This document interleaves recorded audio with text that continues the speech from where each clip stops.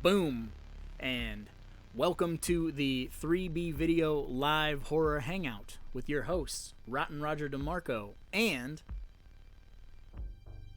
Evil Dead Inks. live from the yo. back room. Yep. We got the store closed down, no customers. It's time to hang out and discuss Legend of Boggy Creek. Have to go home, but you definitely don't want to stay here. Oh, shit. Freddie Voorhees has got to take off. That's all right, man. You go do your thing.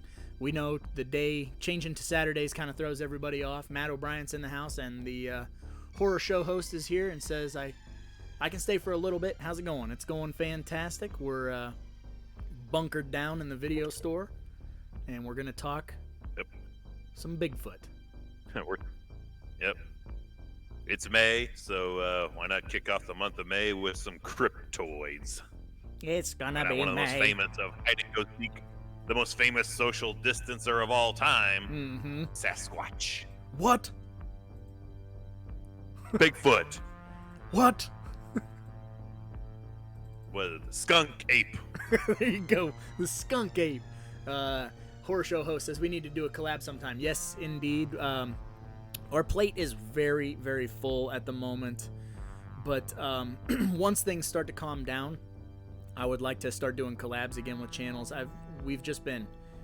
We are in over our heads a little bit on some stuff, but shit'll get back to normal eventually. That's the place to be. Yeah, we Yep. got at least 2 or 3 things lined up to do after the main project that's going on. That's And true.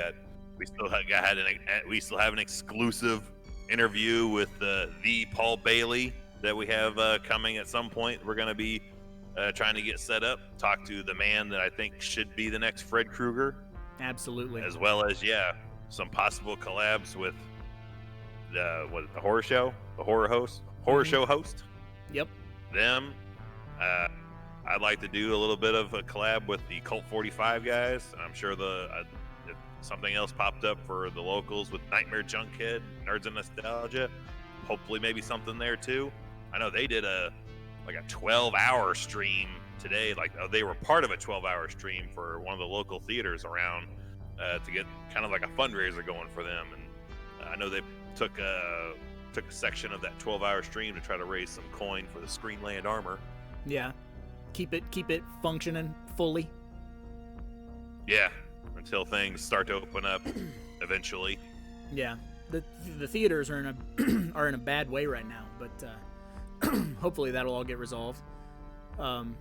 We got, not to be confused with Matt O'Brien, we just have Matt in the house. He says, "What's up, guys?" What's up, man? We're just getting ready to dive into some Legend of Boggy Creek business. And horror show host says, "P.S. I wrote a Bigfoot book this year called Wild Man by Brian Gatto. Check it out if you'd like to." Fuck yes. I'm all about that. Mark Marrow on the cover. Mark Marrow and Sable are on the cover of it. We've got Dr. Rudeness, a.k.a. Tito, in the house. Sorry for the constant throat clearing. It's not the corona, I promise. But yeah, we're gonna talk about Bigfoots. I think the podcast for the Patreons did just drop, since it's May, where I discuss Bigfoot a little bit, because I'm one of those guys, man, where I'm like, I can't not believe in Bigfoot. So I kind of talk about a little bit of stuff in that podcast. We were discussing that before we went live, just to have both of us around the same time frame, very early, between 8 and 10 years old. Of course, we go through a phase of being way into cryptids and being fascinated by Bigfoot and Loch Ness Monster and all that kind of shit, Mothman. Dude. And we have, of course, got a parent or someone in the family that's like, "I got something for you to watch. You like Bigfoot, do you? You think Bigfoot's cool? Yes. Check out this mockumentary." Yeah, and well, dude, I think life is too short to just completely not even think that stuff could be possible, you know? I mean, we're only here for X amount of years. We got a very short lifespan. It's like, why can't you believe in a little bit of magic? Why can't you? I mean, there's so much that we're not ever gonna discover, and stuff that's hidden, and things that are, species that we'll never discover, or they'll get discovered after our lifetimes, and things like that. And it's like, yeah, I can vibe on this. I can believe in a giant bipedal ape, like.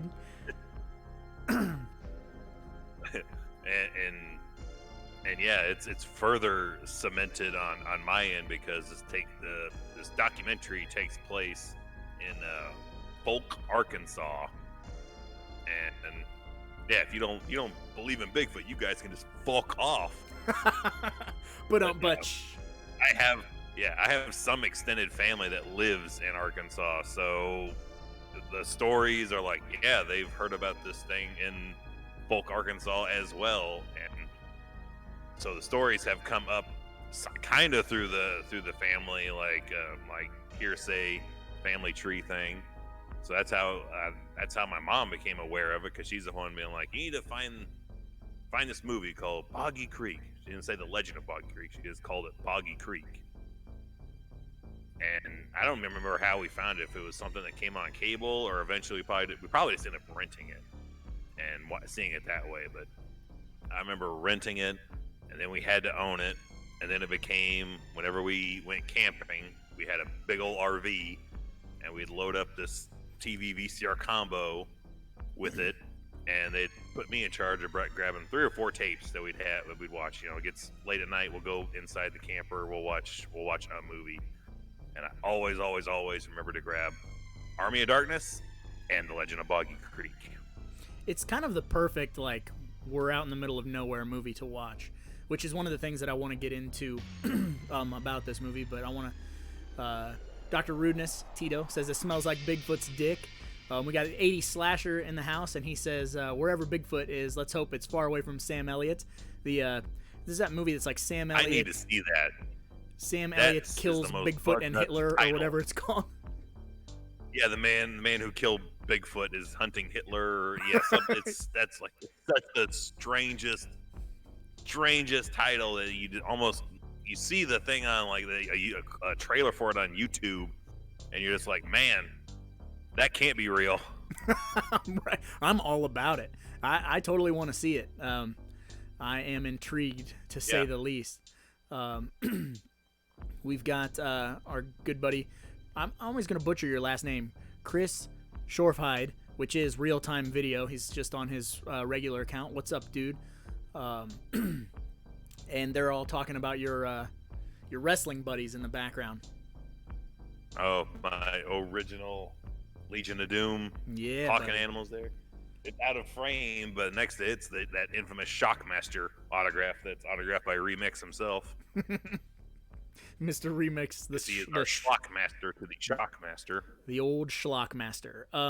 So a lot of people, when we were discussing that we were going to do Legend of Boggy Creek, even my wife has never seen this movie, which is weird because we've been married 11 years. Really? Cause you guys have been together for a long time, and she's a fan of this kind of thing, isn't she? Mm-hmm. Yeah.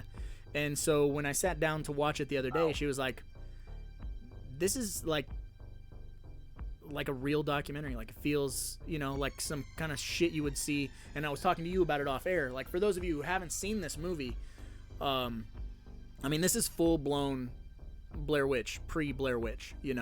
The way they approach this is very much a documentary of some real life encounters with Bigfoot in Texarkana, right, or Arkansas, right there on the Texas. It's in Folk, Arkansas. But it's made by Charles B. Pierce, the same guy who did Town That Dreaded Sundown. So there's a Texarkana link to it. Mm-hmm. And it's made in a very similar style, but it feels like a 1970s Tales from the Crypt episode that's before Tales from the Crypt, but broken into different people's stories and some odd musical interludes. Yeah, to say the least. And it's got a very weird approach to the subject matter. That's one of those things when you're watching this movie.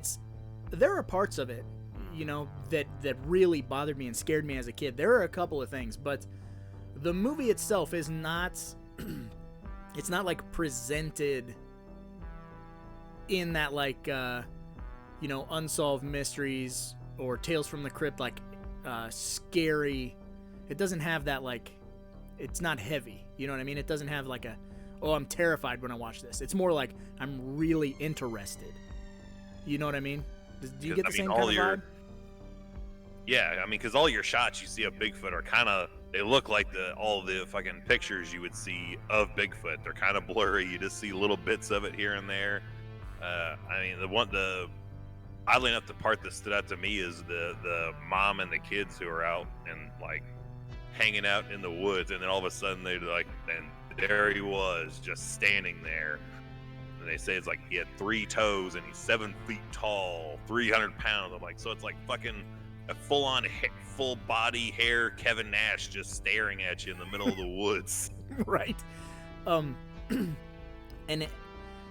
it's done in such a way. I think we were talking about this off air, where it really does, to me, it feels like when you were in like elementary school and they'd be like, today we're not going to do any work, kids, we're going to watch Where the Red Fern Grows, that type of like, so we're going to sit down and we're going to watch The Legend of Boggy Creek. It really has this, and I don't know if it's the same for you, but when I was informative aspect to it, like a learning channel kind of a vibe to it. Like, it's not trying to be scary, it's not trying to be anything other than like how a nature documentary would approach it.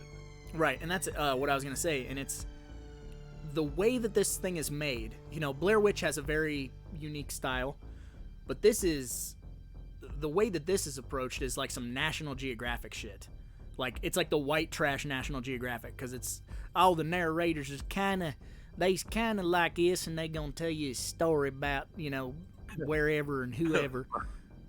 But well, that's stuff we both found out researching is they didn't really hire actors for the making of this. They just actually hired the people that had the stories. Mm-hmm. So everyone involved in the movie is like, they're the people that have had these supposed Bigfoot sightings. But the way that it's filmed and the way that it has narration and the weird music that Evil was talking about, it really sold me as a kid. Like, I don't know if it's just me, I don't know if anybody in the chat feels this way, or but this movie, when I was a kid, since it has narration, I just accepted it as reality. Whenever you watch something that's kind of slow and has this narration, I'm like, this is real. Bigfoot's real. Okay, problem solved. Mystery solved. Yeah, just like in professional wrestling. It's just, if things are just presented in a certain way, regardless of how outlandish the story may actually be still, if it's just presented in a certain fashion, you're like, this is true. Why would they do it any other way besides that? This is a movie, they'd make it like a movie. This is a documentary. This is real. Mm-hmm. And its sequel, Boggy Creek 2, is filmed like an actual movie. Yeah, that took me for a loop when, because up until this week, I did not know there was a return to Boggy Creek. I did know about Boggy Creek 2, and I did own Boggy Creek 2 on tape. And man, it's a complete departure from this, because it is not a documentary at all. It's a straight up movie that kind of has the closest tie it has to the original is that you do get some stories told to you, but it's through other characters about Bigfoot, and then you get some actual like movie cinematic Bigfoot scenes at the end of the film. But they segue you in with a couple of stories about things that have happened in the area. But it's a full-fledged they took this like very cheaply made movie and then put Hollywood behind it for the sequel of sorts, because it had a budget and all kinds of things that this documentary or mockumentary did not have at all. That's an interesting point Real Time brings up. He said it's kind of like how Blair Witch and Blair Witch 2, because Blair Witch 1 is filmed like a documentary and Blair Witch 2 is just a movie. Exactly that. I never even fucking put that parallel together. That's excellent. I did not, and yeah, that is picture perfect. That is identical as to what it is. Yeah, and love it or hate it, Blair Witch 2 is rad in its own right. Remix. And whoever else doesn't like Blair Witch 2. Because I like it. All right, I don't mind. Yeah. It's fun to watch it now because I've so been trained as the lead actor is, what's his name? Jeffrey Donovan from Burn Notice. Right. So I see him, and I've watched most of this episodes of Burn Notice, so to go back, it's like hard to. I just think he's a fucking agent, and he's under a deep cover playing this fanatic ranger guy. Yeah, I love his character in that movie, man. He's out there slanging dirt and sticks and shit and making money off the Blair Witch legend, and he's kind of a shyster, but he's a troublemaker and been in like the mental institution. Definitely the dude who will mail you like a handful of dirt for $150. Blair Woods, yeah, for $25, I'll give you a vial of dirt and a twig.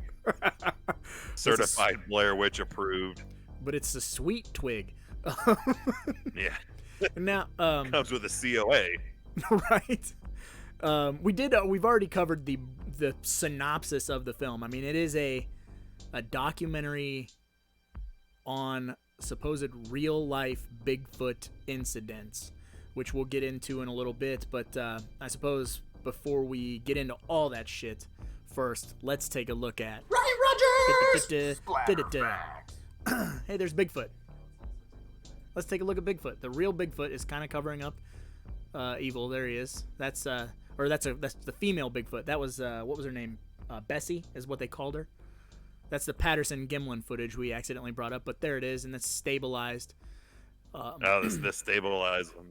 I love those stabilized shots. My favorite is that fucking Star Trek scene that they stabilized. Where everyone's just kind of falling. Yeah, the camera's still at everyone's, doing this shit.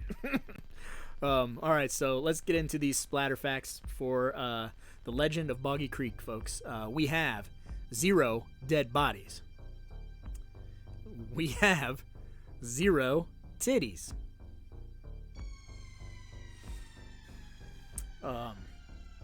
We have chewing tobacco patwangin'. We have gratuitous narration. We have skunk ape shotgun shooting. Blurry Bigfoot footage. Multiple dead animals. Sorry, not sorry. Sprinting. Tall movie. Sprinting with a double barrel. Obligatory armed posse. Screaming Sasquatch. Swamp montage. One creature ballad. And ominous oboes. And the methods of death include and are limited to nobody fucking dies. But he does carry off 200-pound pigs, one under each arm. Right? Who can do that? You don't get to see it. You just get to hear about it. Yeah, and I guarantee you, what you make up in your mind will never be as good as what they could ever put on film. Because man, do I just picture this? Yeah, a 7-foot, this fucking a hairy Kevin Nash with 2 pigs going, taking these. Yeah. You're not stopping me either. Our good buddy Jelly Duck is in the house. He says you can download a VHS camcorder app that would be interesting. We actually have a VHS camcorder here, which we did one live stream with. You want to throw it back to fucking 280p or whatever it is. It's glorious. We love to do that. If we're gonna film anything, we wouldn't cheat the technology. We would just use the old school technology because we have it laying around because we're old men. And Fembot's in the house. She says, "Hola," and also Blair Witch 2 is meh. And you guys are hurting my feelings. Nobody likes Blair Witch 2 except me and Evil. I'll just have to sit her down and put her through it again. Maybe she'll have a different outlook. There it is. What happened to the media? Media sucks at the top. Oh, we got rid of our top of our overlay, so we have more room for camera because we've been making our cameras very small, and we can can afford to have them big on the screen. Boggy Creek or Harry and the Hendersons. Listen, a better movie is Harry and the Hendersons. But we're not going to cover Harry and the Hendersons because our good buddy Chris Shorefide from Real Time Video just covered it, I believe, on Monday. So yeah, I weirdly we had no interactions with like, hey, let's do Boggy Creek, and him doing, hey, I'm gonna do Harry and the Hendersons. Just how the minds meld together, I guess, and both are like, it feels like a week to do Bigfoot. Yes, indeed, it does. It just felt like time to talk about the big hairy monster man in the woods. It's a strange movie that both of us oddly owned, have a history with, and doesn't get a whole lot of airtime out there. And I was like, floated the idea to Raj. I was like, what do you think about this? But you know what's kind of funny is when I was doing some research about this, I kind of I don't know how true this is or like how significant this is, but from some of the stuff that I read and all the sites and some of the Rue Morgue stuff that I read, was that this was one of the movies that kind of kickstarted the drive-in movement. This was like a total drive-in movie, and at first I was like, it doesn't really seem like a drive-in movie, but then the more that I thought about it, I was like, oh yeah, like it. If you're sitting in your car, I kind of wonder. I really wonder, because I know that in Texarkana they do screen Town That Dreaded Sundown in the town. Right. So I'm kind of curious if anyone in Folk, Arkansas is is put together a Legend of Boggy Creek drive-in night there, because that'd be cool to experience. And we were talking off air about how Legend of Boggy Creek or Boggy Creek in general, it has a remake, but I believe that it's getting remade again. And what an interesting thing that would be if they remade it, but they did it like the Town That Dreaded Sundown sequel remake. So it's like, we're aware that Legend of Boggy Creek is a movie, but then there is a Bigfoot in the area. Oh yeah, man, that story pretty much writes itself, man. Like, yeah, people that live in the town now, you literally just get a couple 20-something kids. They're like, yeah, this is all bullshit. Look, we're gonna go out in the woods, we're gonna film ourselves, we're gonna prove nothing's out there. Yep, and done. Then, there you go. That's like Exists. Exist is another fantastic found footage Bigfoot movie made by the guys who made Blair Witch. Same kind of difference, but I don't want to miss it. Ben Grimm said he had Blair Witch 2 on DVD with The Secret of S. Rever, and it was a dual-sided DVD CD. It had the soundtrack. I think you and I both own that. We never upgraded. I don't know if there's a Blu-ray of it, but I have the VHS. Shout Factory, I'm sure we'll be putting it out someday soon. That definitely seems like something right up their alley. Yeah, totally. With some super sick cover art. Yeah. But like Evil was saying, we love this movie and we have this weird connection with it. I think being 8, 9, 10 years old and seeing this movie, it really was impactful. It's something that is, we're in our mid-30s and we still think about the times, the first times we saw this movie, or we have these weird connections with this movie. But oddly enough, my son and my daughter are kind of around that age, and the other day I'm watching this and I'm taking notes, and my kids kind of tool through the living room, and then my daughter decides she wants to have some lunch and sit and watch it, and she sits there for a couple minutes and she's like, this is really stupid. This isn't good. Is that supposed to be real? And I'm like, well, it's a real story. These people are telling the story of things that have happened, and it's the best way that I can put it in perspective is it's like an episode or a story from Unsolved Mysteries. You know how sometimes on Unsolved Mysteries they would have the actual family do the reenactments? This is that type of deal, just fucking cheap as shit. Yeah, but maybe they spent all their money on the musical interludes that they have in there. The music, Yeah, the music tied, like they have a musical number that ties to like a family, like the Crabtree family. That apparently this keeps getting members of the male side of this family just keeps getting caught up in Bigfoot lore and interactions. But my God, if you're not interested in watching this movie if you're not a Bigfoot fanatic or person, watch it just to see a couple of these people. Because remember, these are not paid actors. These are straight up the regular people. And if you just want to, if you're like a fan of like people at Walmart kind of shit, check out this movie and see some of these people. Because, I mean, there's the one guy, Irv. Irv is my shit. Yeah, a dude who just lives on the creek. And is like, his house has that classic, this is all bullshit. None of that shit's real. And the best part about it is they totally, like, they show him limping, and the narrator's like, you'll notice Irv has a limp. That's because he shot his toes off in a boat accident. Completely glossed over. I was like, that's a story in and of itself. They could do a documentary just on Irv, I'm sure. I was just waiting for the diddly doo, the fucking Wayne's World diddly doo, to go back in time and show me him shooting his fucking, please show Irv shoot his fucking toes off. But that dude kind of steals the show. And he kind of mumbles a little. It's hard to kind of understand him a little bit, But his fucking house. Because he's not an actor.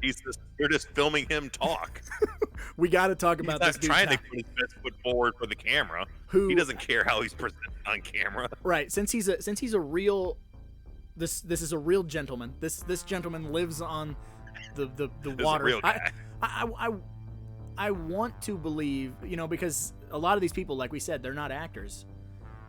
So I want to believe that his house was like a set. I want to believe they built that and they were like, just pretend you live here. And he's like, all right, I'll do that, But part of me thinks that motherfucker really lives in like 3 pieces of plywood with a fucking box spring in it.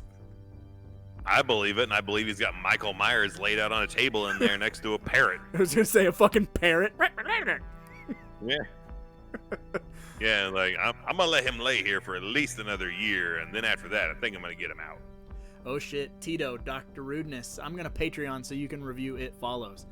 I'll welcome that, man. If you want to do it, I'll totally dive into It Follows. I love that movie. It'd be a fun one to do commentary over, too. Yeah. Not trying to sway you towards a commentary track, but that'd be a wild one to do a commentary over as well. I'm down. And we got Text Target in the house. He said I'm glad I was able to catch you guys.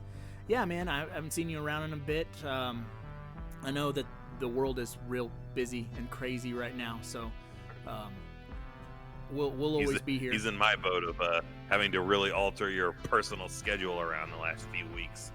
So day is night, night is day, yesterday is tomorrow, and today is yesterday.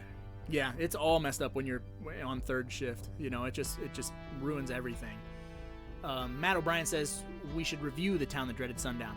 I did review the remake, reboot, reimagining, I believe, and I think that was for. I think that was for 80s. That was a Patreon. Yeah, that was 80s slasher fan. Oh no. But I lost my train of thought. But I would totally review the original for sure. Yeah. That'd also be a fun one to do a commentary over. Just saying. That would go by our Patreon. I'm give down. Give me a reason to watch either one of those movies again and jibber jabber over it. Yep. I love both of them. Have both of them. Snarls is in the house. He says he finally caught Rambo Last Blood. What'd you think of Rambo Last Blood? I've talked off air about it a little bit with Evil, and a couple other people. I've discussed how I felt about that movie. Ooh, commentary on Satan's Little Helper. Loved it. Sign me up, man. I'm down. I keep hearing the president of the horror club talks very highly of that movie. You haven't seen it? I still need to get around to watching it. No. Oh boy. Like I have it on like 2 different lists to watch. It's on like a movie queue, like either in Prime or Netflix or maybe even in Shudder. I don't even know if it's on there. But I know there's a couple of services I've had it put in to watch at some point. I just haven't gotten to it yet, like I have everything else. The full movie is on the Discord. There you go. And Ben Grimm says, okay. when is the Boggy Creek field trip? As soon as this social distancing shit's over, I'll fucking rent a bus and I'll pick all of you up and let's go to Boggy Creek. Shit, if you're watching the last drive-in the other night and in our Discord chat on there, apparently our next road trip's gonna be up to New York so we can fish out the fucking Maniac car that Tom Savini ditched into the fucking the deep sea. The deep sea. Yeah. The ultimate, as Remix said, the ultimate haul video. Like, yeah, we got the car from Maniac. We're gonna go deep fucking sea diving and find the car that Tom Savini threw in the fucking river or whatever. Oh yeah, and the wireframe corpse of that chick. Bring it on. Savini's dummy corpse is still sitting in the driver's seat. Well, that's like I'm like 99% positive. Do you remember a few years ago that like video was circulating Facebook of the Jason corpse that was found in the bottom of that lake in Minnesota? Yeah, the dummy someone set up as a prop down at the bottom of a lake, chained up, like into part 6. I'm like 98% confident that we know who did that. They'll never say they did that, but I think we know in our personal circle the person who put that fucking Jason statue in the bottom of that fucking lake, which is amazing. Spoiler, it's remixed. Right? Spoiler alert. I know I couldn't do it because I'm like, that's much a mannequin is, like $100 mannequin. It's like, that shit ain't, I'm not gonna throw it at the bottom of a lake. I'm gonna dress that sucker up and he's gonna be wearing my Freddy Krueger shit down here in the basement. He's not gonna be I'm not throwing a man in the lake. You out of your fucking mind? Groovy Movie says, where is Boggy Creek? Sorry, I haven't seen that movie. It's no harm, no foul for not seeing this movie, because not a lot of people talk about this movie, which is kind of our MO and why we had to talk about it. Evil, you already kind of brought it up a little bit, but it's Texarkana or Arkansas side, right? Falk, Arkansas. So I don't know what. F-A-U-L-K, Arkansas. Falk, Arkansas. I don't know the distance that is, but I'm down to travel that distance to go. Remix. How far away is Falk, Arkansas from Texarkana? We'll just make it a double shot. Yep, we'll just hit both of them. They got to be like. I know both can't be too separate. They got to be like right there. But I mean, yeah, this movie is so different from anything that you have ever seen. And there are a couple of really, I don't want to use the pun hairy, really hairy scenes. Haha, see what I did there. But the scene where the girls are all having that sleepover, and then they hear something outside. Their reaction's pretty funny, but they're on the kitchen. They're like, when they're done, they're just like, let's go have some Coke. Mm-hmm. They meant the soda. But it's terrifying. But again, it's filmed like a documentary. So if this was made into a real movie, that one story, that one scene, it's the stuff of nightmares. You know, you got this. It's like a handful of girls, teenage girls, having a sleepover, and they hear something outside, and then they look and they can see this, this Bigfoot outside. And so the one girl who lives in the house gets her father's shotgun, and you got these 3 like frantically terrified teenage girls trying to load this shotgun to protect themselves. And this Bigfoot is, smashing outside of the house and doing all this crazy shit. It's so good. Some of the stories are like, you don't need to see anything. That's like you were saying with him, like shooting his foot off. Like I would love to see it, but most of the movie is just like narration telling you a story. But oh wow. Remix, like, it's a 17-mile, 22-minute drive between Falk, Arkansas, and Texarkana. Completely makes sense when you think about making both of those movies, that they're just not that far apart. Weird right. That those two weird legends are just less than 20 miles apart. Wow, and somebody got to see Legend of Boggy Creek in theaters. how was that experience like? Like, what'd you know about that going in? Did you know anything going in? And what was the reaction of people coming out of that? Also, that's fascinating. What type of theater was it? A drive-in? Because the 70s was ripe with drive-ins. That would be so. I would love to see this I'd love to see that double feature, like a Charles B. Pierce double feature at the drive-in. Both those movies back to back. That would be fantastic. Come on, you're giving me a something. Waiting on you, Adam Jeffrey. You done opened the can. Now we need to know more. Yeah, I need to know all about this. Man, that is amazing. Go ahead. I knew it was about Bigfoot. I was like 7, and it scared the bleep out of me. Dude, you can cuss all you want in here, man. I promise. Anyone ever else hear about these murder hornets? Meat bees? Fucking meat bees? Evil knows all about. Well, I don't know nothing about no murder hornets, but maybe not no murder hornets, definitely don't sound like something I want to mess with. Zombies. We all know about the killer bees, which brings us to Deadly Invasion. Full circle. Still waiting. One of these days, I'm gonna get a call that movie is in stock, and I'll be able to pick it up for like $12. I keep waiting for VHS PS, the VHS Preservation Society, to put up like a bootleg of it, because I would buy it. I mean, I want to raid. They're the ones that you sent me the link to, and they got like I could buy all the WWF super tapes on there, and I was like, that right there. I was like, Roger, why are you sending me this? Why are you sending me this right here? Like, you know how much I'd love to own Super Tape Volume 3 on a disc. It's only $10, man. Damn. Adam Jeffrey says the audience was scared. I do have a birthday. Get it. And maybe jumped when I was going to the bathroom, and that the hand of the Bigfoot comes through the window. Yeah, dude. And we got some Wu-Tang love in here. The only killer bees are the ones from the Wu-Tang clan. Dude. Hey, can you imagine that? That's gotta be like I don't know if that could be on the same level or maybe worse than like getting attacked in the shower. Like you're sitting on the toilet and then you see these 2 fucking meat hook Bigfoot hands coming in through the window in front of you while you sitting on the toilet with your pants around your ankles. Dude, and that scene, like, that dude jumps off of that toilet so fucking fast, and his pants are down around his ankles, and he just... I love it. How everyone should and would. Right? He didn't even take time for nothing. He was just out. No time to wipe. You just gotta just pull and go. Well, it might have scared the shit out of him so fast that he didn't even need to wipe. Just shot out. I missed the WWF ice cream bars. WWF ice cream bars.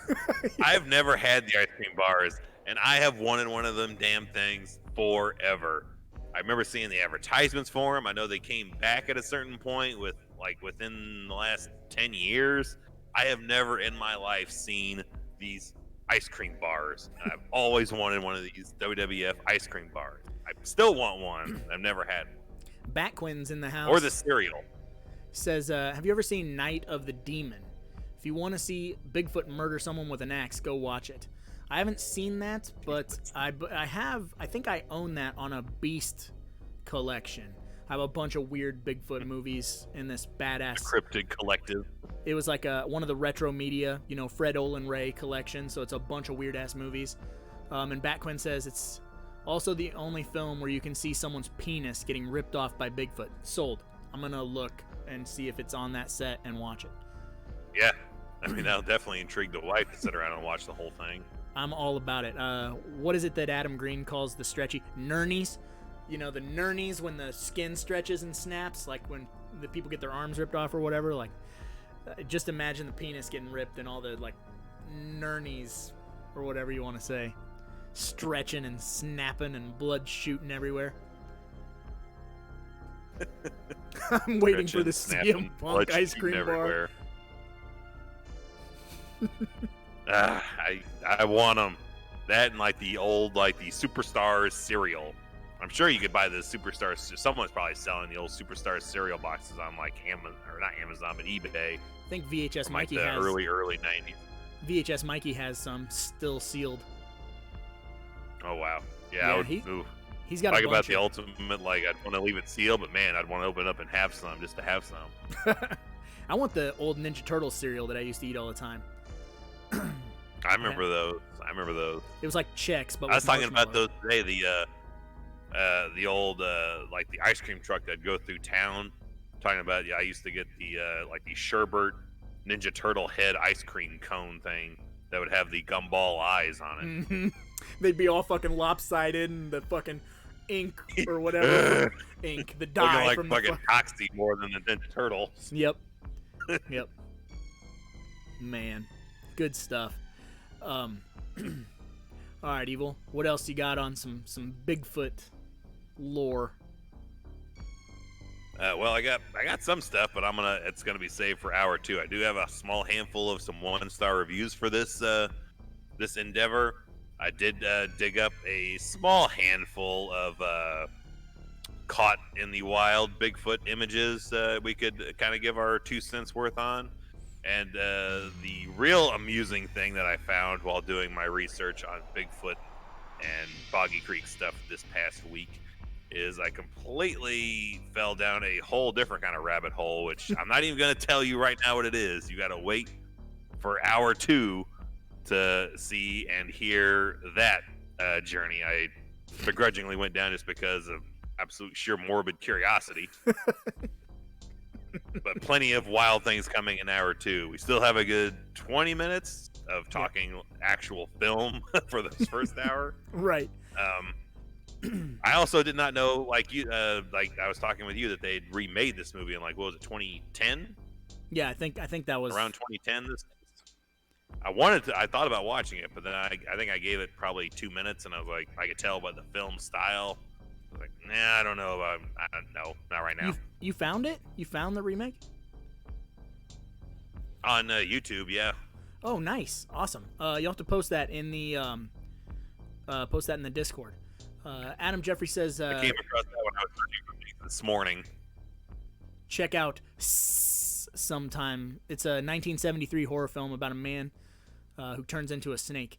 I think I know of that movie, but I always confuse it with what's the other one where where the snakes are like loose in the house and there's like the guys there trying to rob the house and then the fucking snakes kill them all. I get those two movies.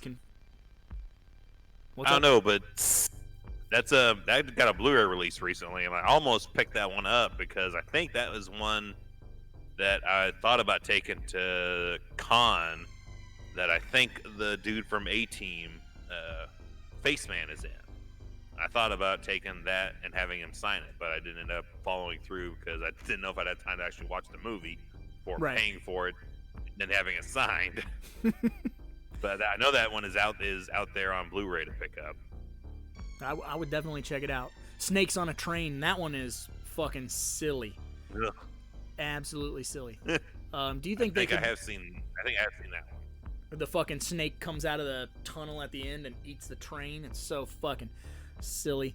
Do you think they could make a new big production Bigfoot movie? Absolutely. There's no reason why not to. You know, I mean, Slender Man got a not a big budget movie, but yeah. You know, I mean, and go ahead. They made $1 million. There is so goddamn many like low budget Bigfoot movies out there.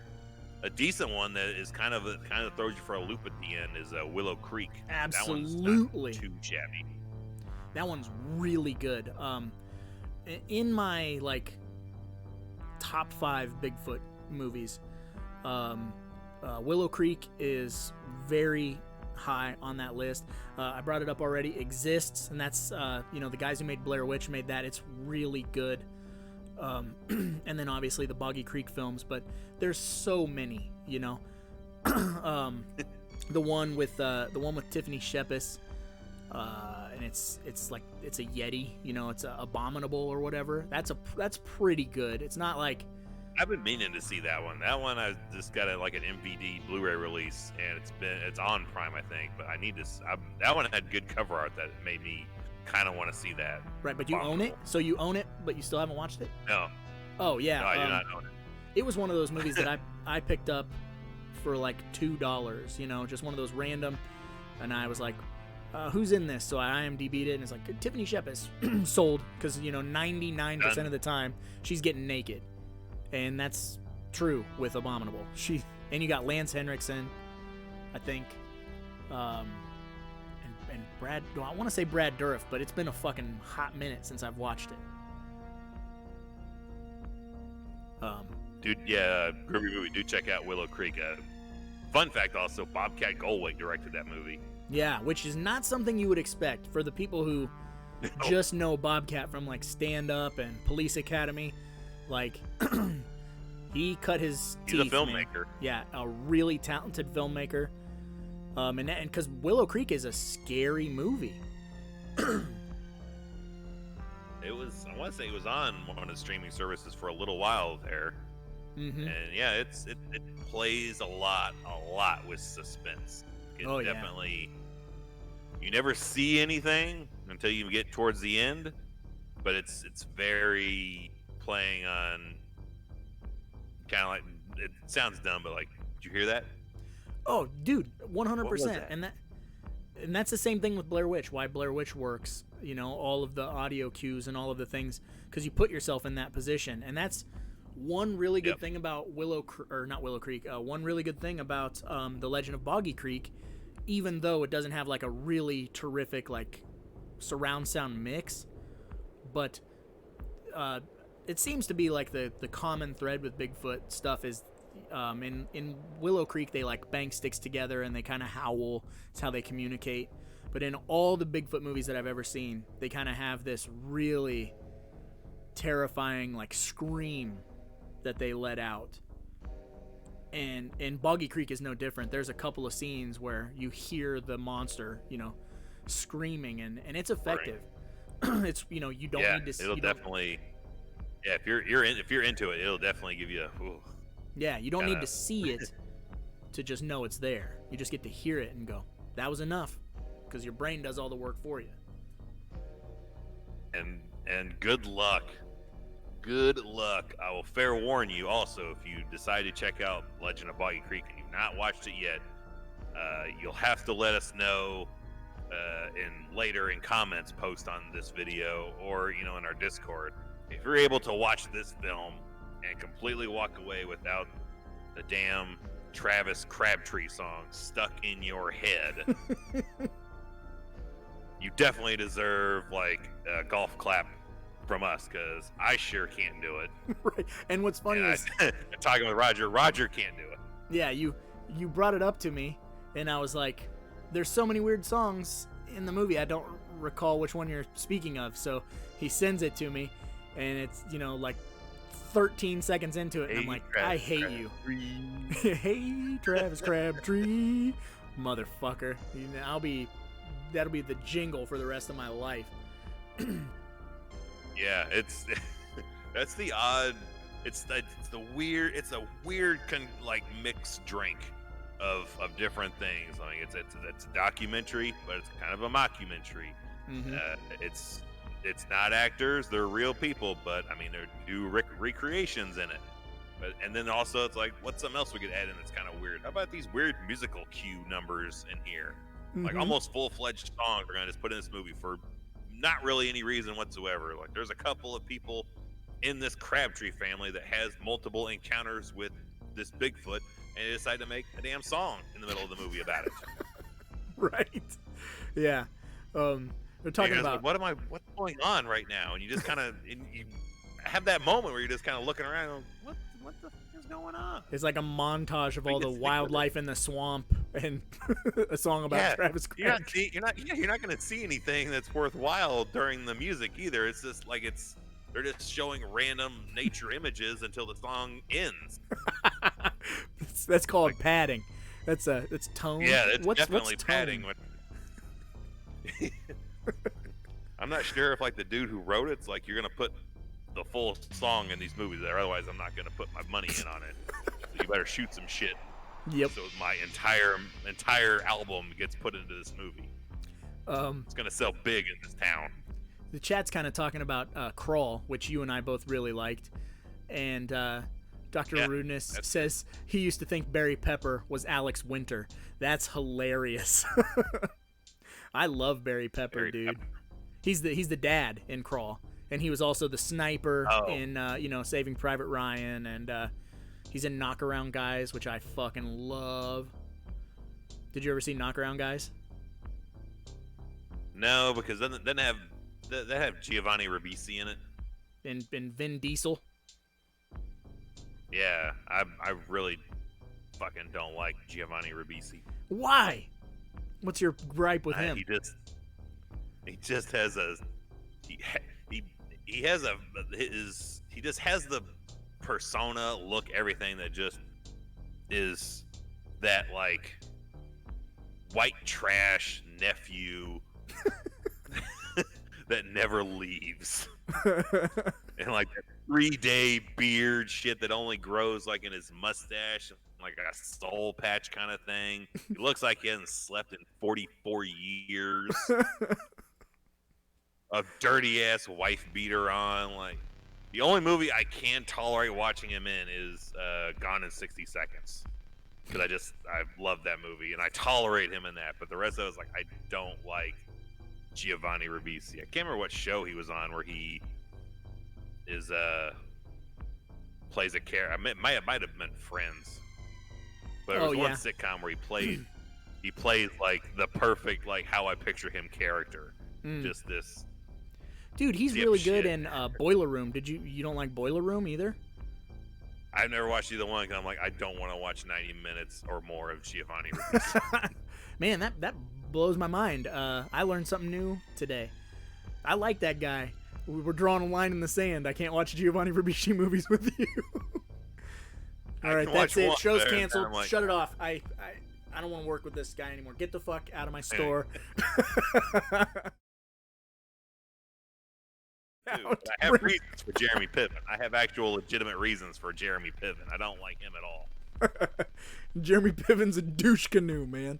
But absolutely he is. He's 100% is. When I heard the story how he had like a $900 tab at a restaurant and his tip was leaving an autographed copy of his fucking show Entourage, I was like, oh my god. Entourage just got brought up, so you can't watch Entourage. I know I'm not gonna watch Entourage. Like I do not and my wife loves the movie Judgment Night. It's awesome, and it's got a great soundtrack. Like, it's a good movie, but I'm like, I don't like watching this. She's like, why? I like it's got fucking too much Piven in it. You're like, he's thrown off a roof, and I'm like, if the movie was 90 minutes of him getting thrown off the roof, that'd be perfect. But it happens. It doesn't happen soon enough. That movie started with that scene. Perfect. Hashtag too much Piven. Oh, you're making my fucking night, dude. Any movie with more than 8 seconds of Jeremy Piven is too much Jeremy Piven. Oh, that's glorious. I see. Real Time said I hate him in Very Bad Things too. Oh, I love Very Bad Things though. Stupid. I'm like, that may be close to what he probably really is like. Yeah, you thought it was a little punk, didn't you? Really damaged dipshit. I missed it.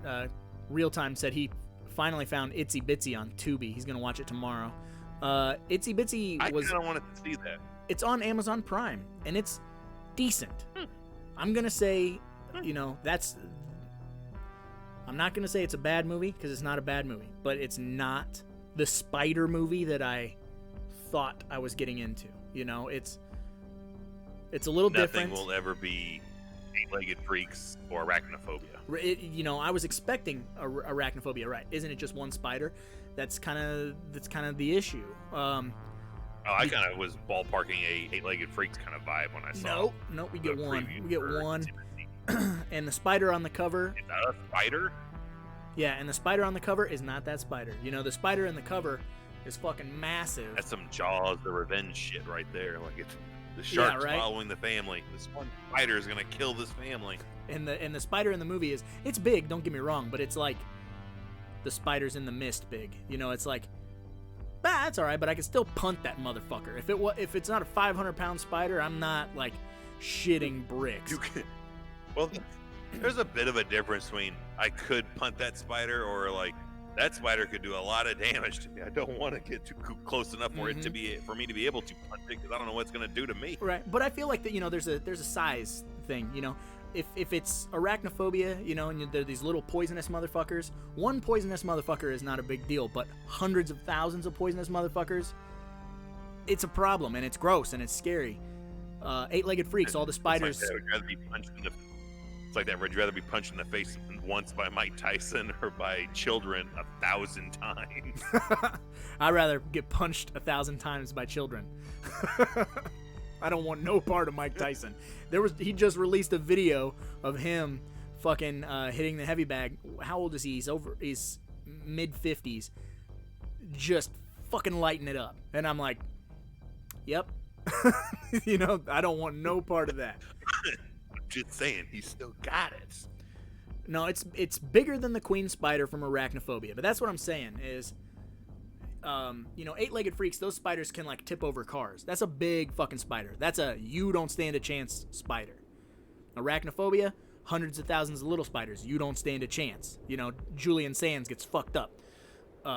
Everybody gets fucked up when they deal with those. Right? He couldn't Not even a work his warlock magic. to take out those spiders. But the spider in Itsy Bitsy, it's like the size of my dog, you know? And as vicious as my dog would want to be, I could kick it and fucking obliterate it if I, you know? So, like, I'm scared of the spider to an extent. Well, yeah, like, picture that in real life. If you told me there was a spider the size of your fucking dog in my house, I'm leaving my house. It's not like it could fucking hide. Tyson is hide enough. hide enough. I didn't know they made an Arachnophobia 2. Where is it, and can you mail it to me? Was it direct to video? That has It's to be just the Australia. most severe drop off. You know, It can't be real. I'll take it. It's got to be like Arachnophobia, but it's spelled differently or something. Right, with a K. Like It's Creepshow 3. Transmorphers. Yeah, it's that. It's Yeah, that. yeah. It's the Creepshow 3 That of kind of Arachnophobia. And so, few minutes left of overall jibber jabber on Legend of Boggy Creek before we go into some real strange Bigfoot territory. What's your final thoughts on this film? Okay. My official final thoughts on Boggy Creek is I feel like this is a game changer of a movie. Kind of ushered in that like pseudo documentary feel, but it also has that found footage vibe long before the term found footage was even a thing. It does a really good job of making you want to believe. You know, I mean, there's people that don't believe, and but I've always been a believer, so it's one of those things that just really intrigues me. I think that it's a very interesting movie, and it has a very specific place in horror, and it's not a superb film by any means, but it is a super fun popcorn movie. Obviously, it's a drive-in film, and it's interesting. It's very intriguing, and I love it, and I think you guys would like it too. That's all I got. Yeah, I mean, it was made in the 70s, and if you can kind of get over that, it epitomizes that 70s grindhouse kind of grime and look to the film, which I know can turn some people off instantly. But if you can kind of get over that and kind of go with it, it is a picture perfect drive-in movie. I don't think there's a better way to see this than if you got a projector screen and a big enough screen. Take this movie outside, put it up, and watch it with like a group of people. Set up lawn chairs. That I think is the perfect atmosphere for this movie. It is custom made for like a drive-in experience. And like I said, it'd be a great double feature with The Town That Dreaded Sundown for a drive-in double feature. But it is very unique. It did, I agree, usher in a whole era in the coming decades, and it's something worth checking out, especially if you're into cryptozoology. Absolutely. I think it's kind of required reading. Yeah, it definitely is. And it's the gateway. It's a gateway movie for getting into this stuff. You know, you'll watch this movie and you're like, Yeah, man, because you don't see anything. There's nothing more terrifying than you would see on an Unsolved Mysteries episode. There's no killing. There's no death. I mean, you get to see some things that are like, did this animal die from Bigfoot, or how was about it God? You never, yeah, by God. Yeah, you don't. There's nothing there that you. I would have no issues, like if children walking back and forth through the living room. It's like, yeah, it's a Bigfoot movie documentary thing. I don't have any. There's no scene in there whatsoever. I'd be like, I gotta pause for a minute. Absolutely. They can't see this. Right. Yeah. My kids, I'm telling you, man, my kids were like, this is kind of dumb. I'm out. I'm like, all right. You know? I feel that really will hit a lot of earlier generations. Like, they may not want to give it the time or effort because of that, or how the film looks, even on a DVD or Blu-ray, format. It's not going to look great, but that's part of its charm. Absolutely. And that's a weird thing. We kind of touched on it a little bit. So right before we go to commercial, I will say, that I just think it's a generational thing. It's definitely a generational gap. A lot of us grew up, pre-internet and all of that stuff. So this is a word of mouth movie. This is the type of movie, like with Evil and with me in our specific instances, that a family member was like, "Whoa, you need to see Boggy Creek." You know what I mean? And it's the weight of the conversation around the movie. It's the weight of everybody's stories, and if they believe it. And like my family, when I was a kid, they would get together for coffee. My mom and my aunts or whatever, they would go and they would have coffee. And sometimes the day would start out with coffee and then progress into alcohol. And then nothing better than like me being like playing with my toys and kind of hanging out within earshot, because I want to hear what the adults are babbling about and having a good time. And sometimes the conversation would drift to like UFOs or Bigfoot or ghosts. And there's nothing more terrifying than you're a small child and you're hearing these adults that you love and you trust talking about these things. It must be true. Yeah. Must be true. So yeah, then when they're talking about it, it's like they wouldn't bullshit. So then now that I'm an adult, I'm like, shit, bullshit all the time. But it's make a living on bullshit. Right. But it's one of those things where it's like, the generations now, the Patterson-Gimlin footage is a prime example, which a remix kind of popped up there for a minute. When we were growing up, it was either, you believed it because you saw it, or you didn't believe it.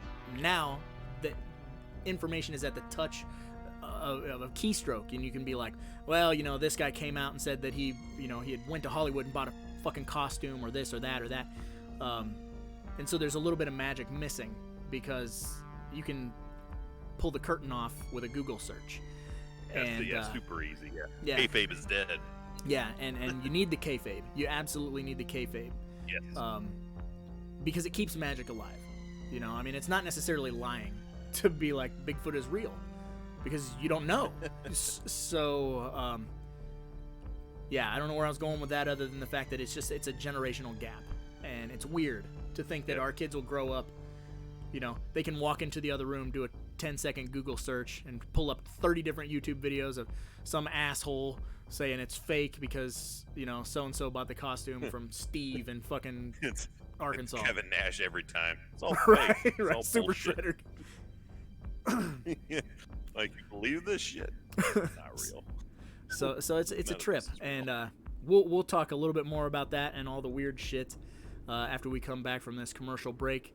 Do not forget to do the Instagram I rented this at #3BVideo, because we'll pull it up at the end of the stream like always and take a look at your weird collection. So if you got a weird ass Bigfoot movie, this is the prime example.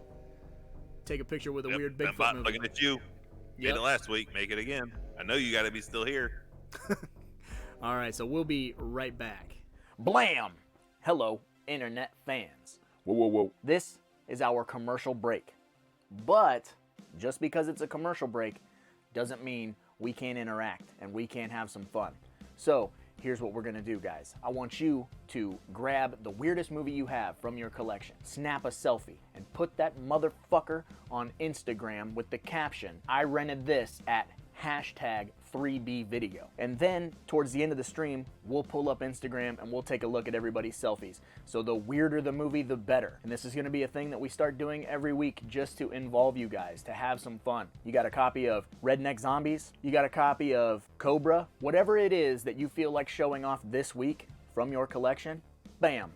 I rented this from #3bvideo. Just another way for us to have some fun with you guys and include you in the show just a little bit more. So go grab a drink, go take a piss, come back, snap a selfie, put that fucker on Instagram, and we'll take a look. You got about an hour before we dive into it. Show us your weirdest flick this week. Show us your newest acquisition. Show us something that you've picked up that you're super proud of, because we're just as proud of your collection as we are of ours. So show it off and let everybody see that you've got the ill shit too, and you're learning from 3B video.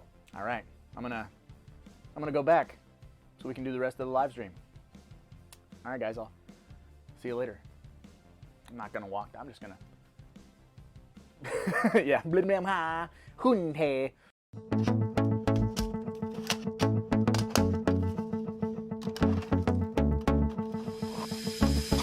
Hi, my name's Mikey, and it's my goal to turn my home into my own private video store. When I started this channel, I only had a handful of tapes. And now I can swim through them like I'm a VHS Scrooge McDuck.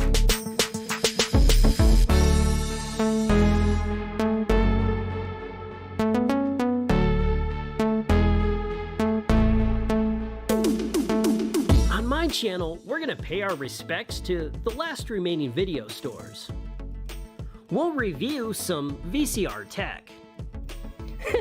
And we'll probably build some stupid stuff out of VHS tapes. The VHS community is the best around. And dudes, I can't wait to meet you guys. We don't need this anymore. We're back. We don't need this anymore. Off air, we were discussing some of the fate of our old toys when we were kids. I was discussing. Yeah, because I was watching. I was like, oh, I used to have that Skeletor staff that VHS Mikey had in that ad there, and it's like, what happened to that damn thing? And I was like, we both went through that. We both went through the phase of like, we don't need this shit anymore, and either broke it or sold it or like gave it to our parents. They give it to some other kid. We don't fucking care anymore. Right. I went through a I want them all couple. back. I went through a couple of those. There were, about the time I got my driver's license, so 16-year-old kid. A lot of the toys that I had, I gave away to like younger cousins and nephews and stuff.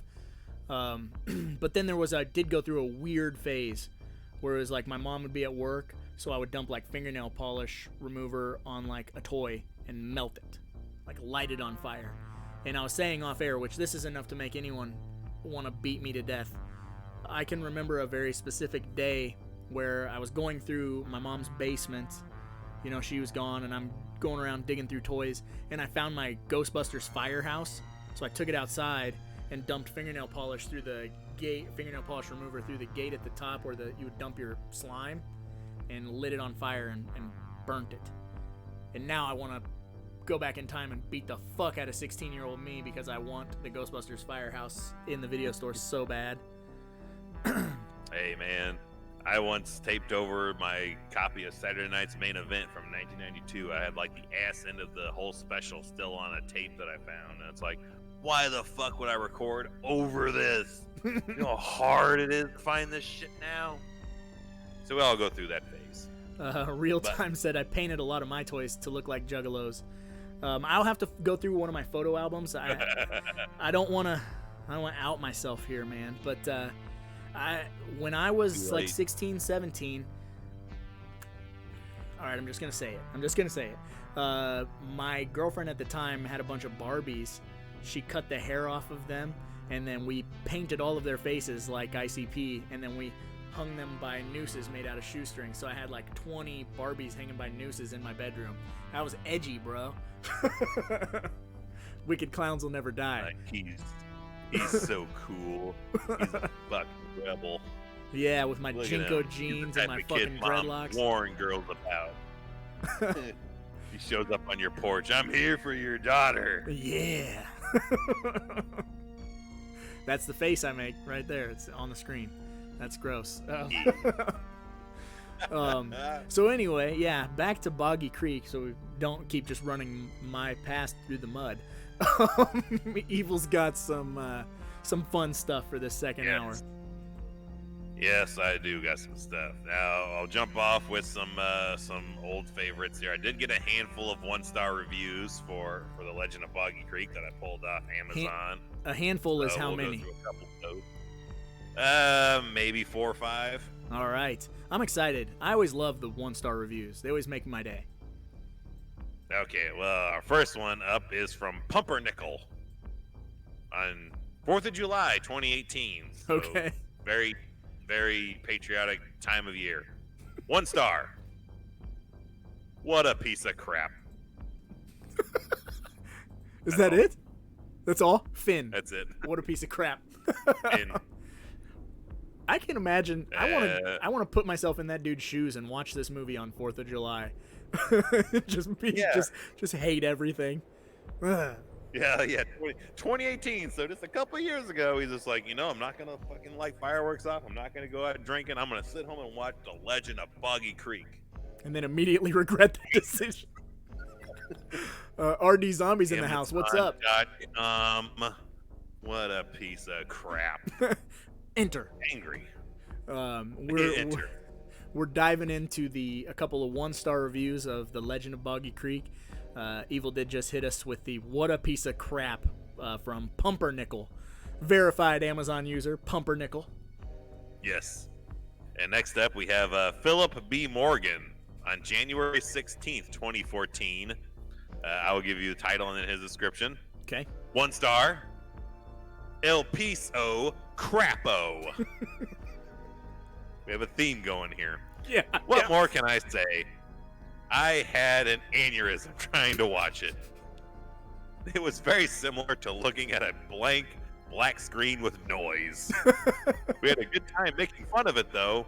Sure wish they would come out with a good widescreen version. I would most definitely repurchase. This schlock of a movie brings back a lot of childhood memories. So I like that he drags it through the mud and he's immediately like, yeah, you put out a widescreen version, I'll pick it up instantly. Does anybody, what was the name of the movie that was brought up in the chat about Bigfoot ripping off a dick? What was it called? Because I'm going to have Remix look at my Beast collection and tell me what movies are in it.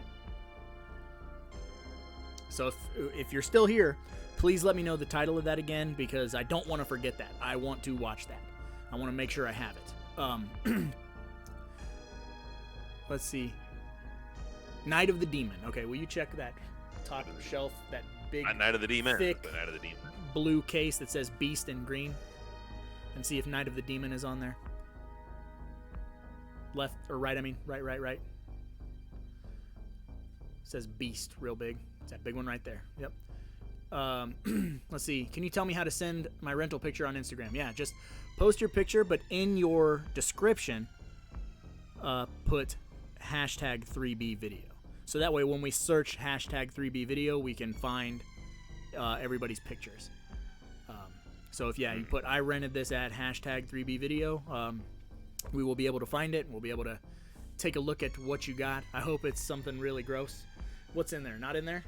No Night of the Demon on that. Okay, I'm gonna find Night of the Demon, and make my life better, because I want to watch Bigfoot rip off dicks. All right, Evil. Sorry for interrupting. Oh no, it's all good. All right, I got a couple of ones on this page here. This is from Shamrock on April 3rd, Shamrock? 2016. Titled Slap Me. It could be Ken Shamrock. Man, I wish I had a Ken Shamrock impression.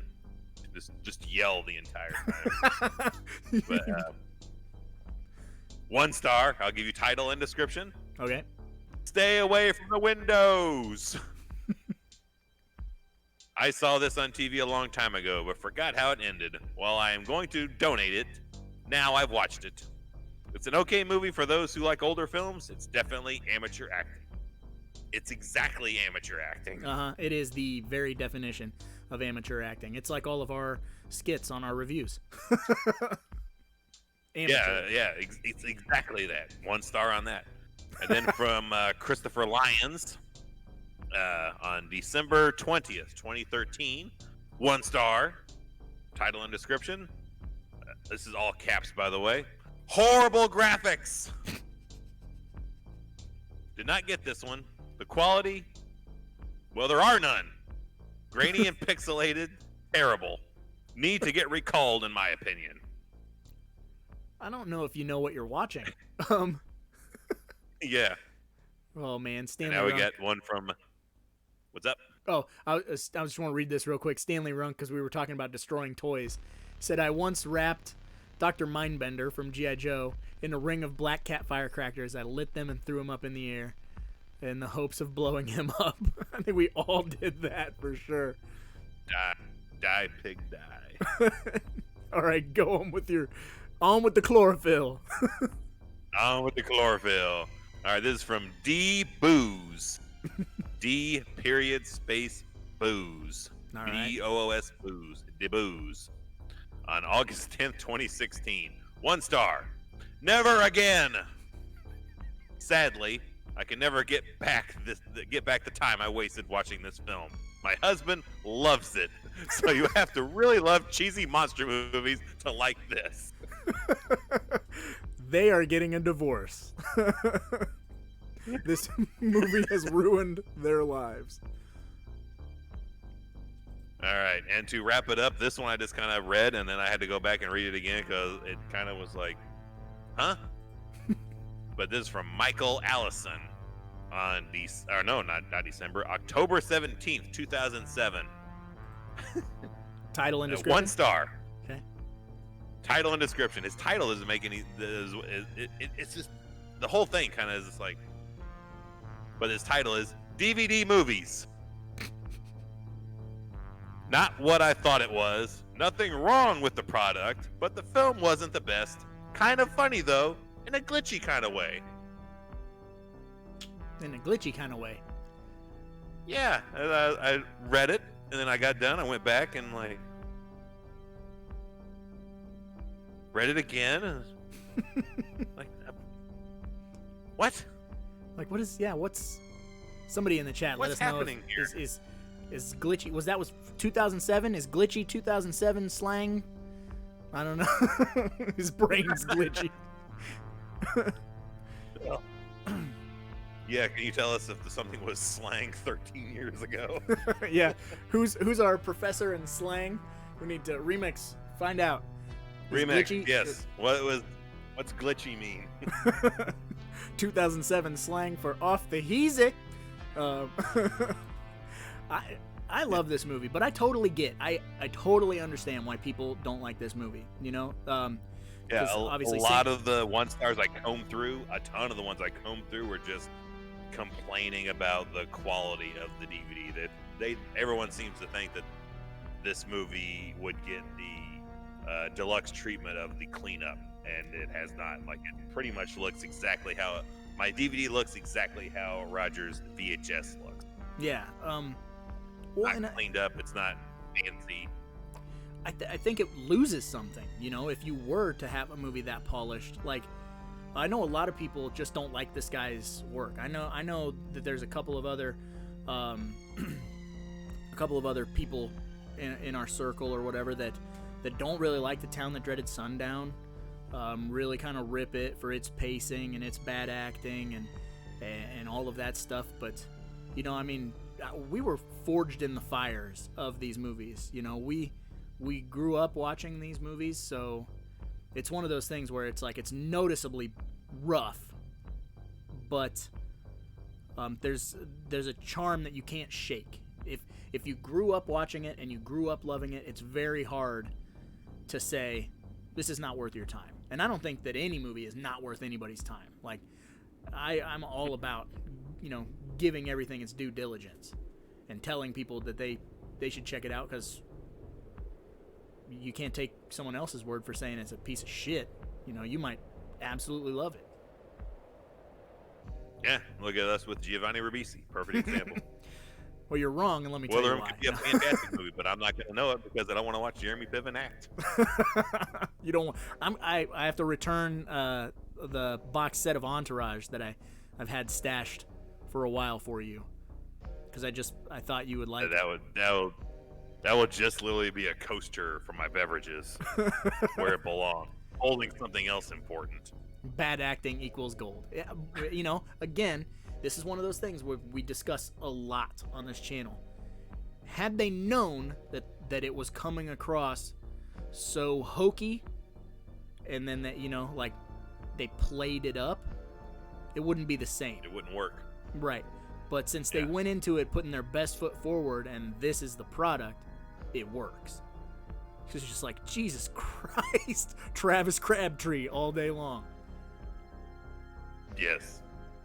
So, that concludes my 1-star reviews.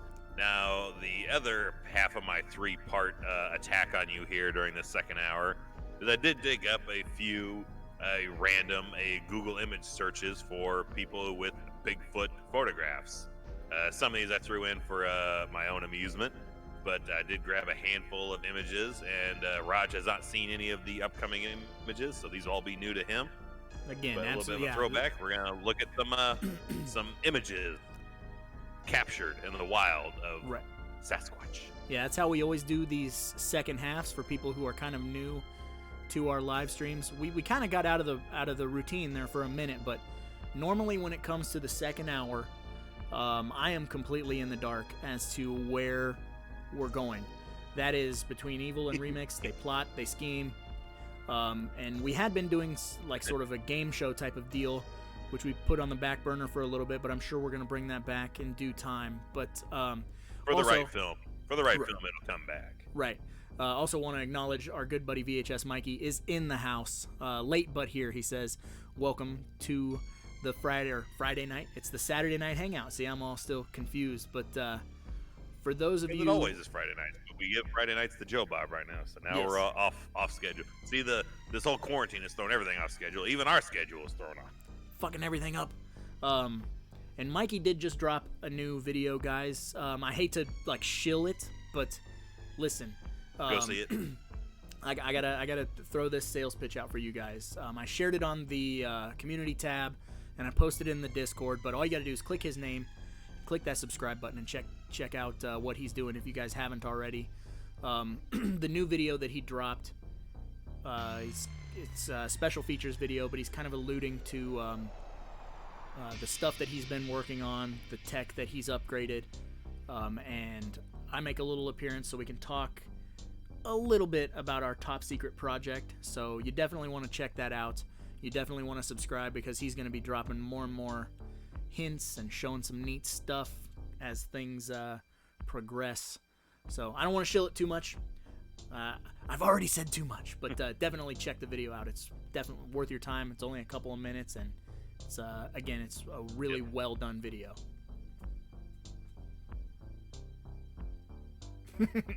Remix, you're up. Okay, so, well, that's a come on now. I totally believe that's real. I'm gonna get off of this fucking bar stool and adjust this microphone. Yep, caught in the wild. That's I believe definitely that. how he looks. That's like a $7 plushie that you get from the zoo, the Henry Dorley Zoo. You think zoo? You think that is? You think that's a zoo like monkey they're selling? They're like, this kind of looks like a Bigfoot. Yep. Sold. Looks like a BB. Closer. It does look like something that it belongs in a children's a daytime daily show where it's like, let's go talk to Footy out in the woods here. Yeah, what were those? Tell us about pirate safety. What were those books that were in the libraries when we were kids in elementary school? You know, the like, was it a Bigfoot? I mean, he was like a kid, and he lived in like, did they live in like a tree? It's not Bernstein Bears. It was the other, like, he had like long hair and like a stupid. Into the Lost. He had like a stupid rabbit nose looking thing. Somebody knows what the fuck it is. Yes. It'd be like, it'd be like Land of the Lost. Like, oh god, I have a horrible connotation with that fucking show. Like back when the wife and I were working overnights, wife can't sleep without the TV on, so we're sleeping all day. The TV's on, and I'm sleeping my pattern according to what is on the TV. So what's on TV is I know how much time I have left to sleep, and I'm trying to sleep in the middle of the fucking morning. And it's one of those episodes where a fucking brontosaurus' head is stuck in a tree, and all I keep hearing is this for 20 minutes, and I'm about ready to throw something through the TV. Just shut the fuck up. Goddamn Land of the Lost with little Bigfoot kid in it. Where the wild things are is what Mikey said. Yeah, that might be it. It was like books when we were kids, and I know that. Yeah, I know that book. Yeah, Where the Wild Things Are. Yeah, made into a movie, I think. Yeah, I think I own it. I don't think I've seen it, but I think I own it. I think I own it. That's a shirt. Yeah, I think I own it. Which, hey, you know, White Noise 2. Owned it, didn't even know they made a sequel, and owned it, and it was still in cellophane. When the hell did they make this? Oh, shit, I own it.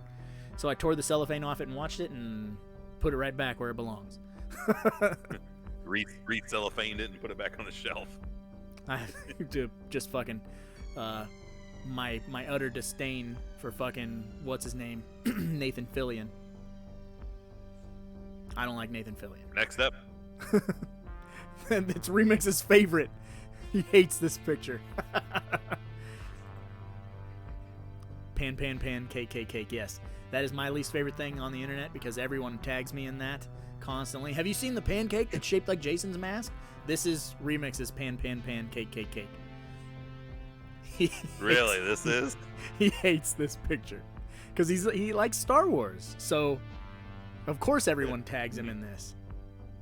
Star Wars geek. Well then, go ahead and move on to the next one then, Remix. I don't want to keep you on the bad side of you any longer than I have to. It's all good. They're all different sizes, so he has to do behind the scenes things.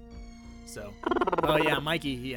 See, that's from a movie. That is from Bigfoot Wars. Bigfoot Wars? Bigfoot Wars with C. Thomas Howell. Does it really say it? Boom! Fucking A. Look at me, knowing my Bigfoot movies. Nerd! See, that's why I didn't make this game this week, because I was like, name the Bigfoot movie. He would be the one that could name it. I probably could, dude. And that movie is fucking ridiculous. That is dirt cheap. You got a bunch of big feet fucking running around, tearing shit up. C. Thomas Howell's like a sheriff.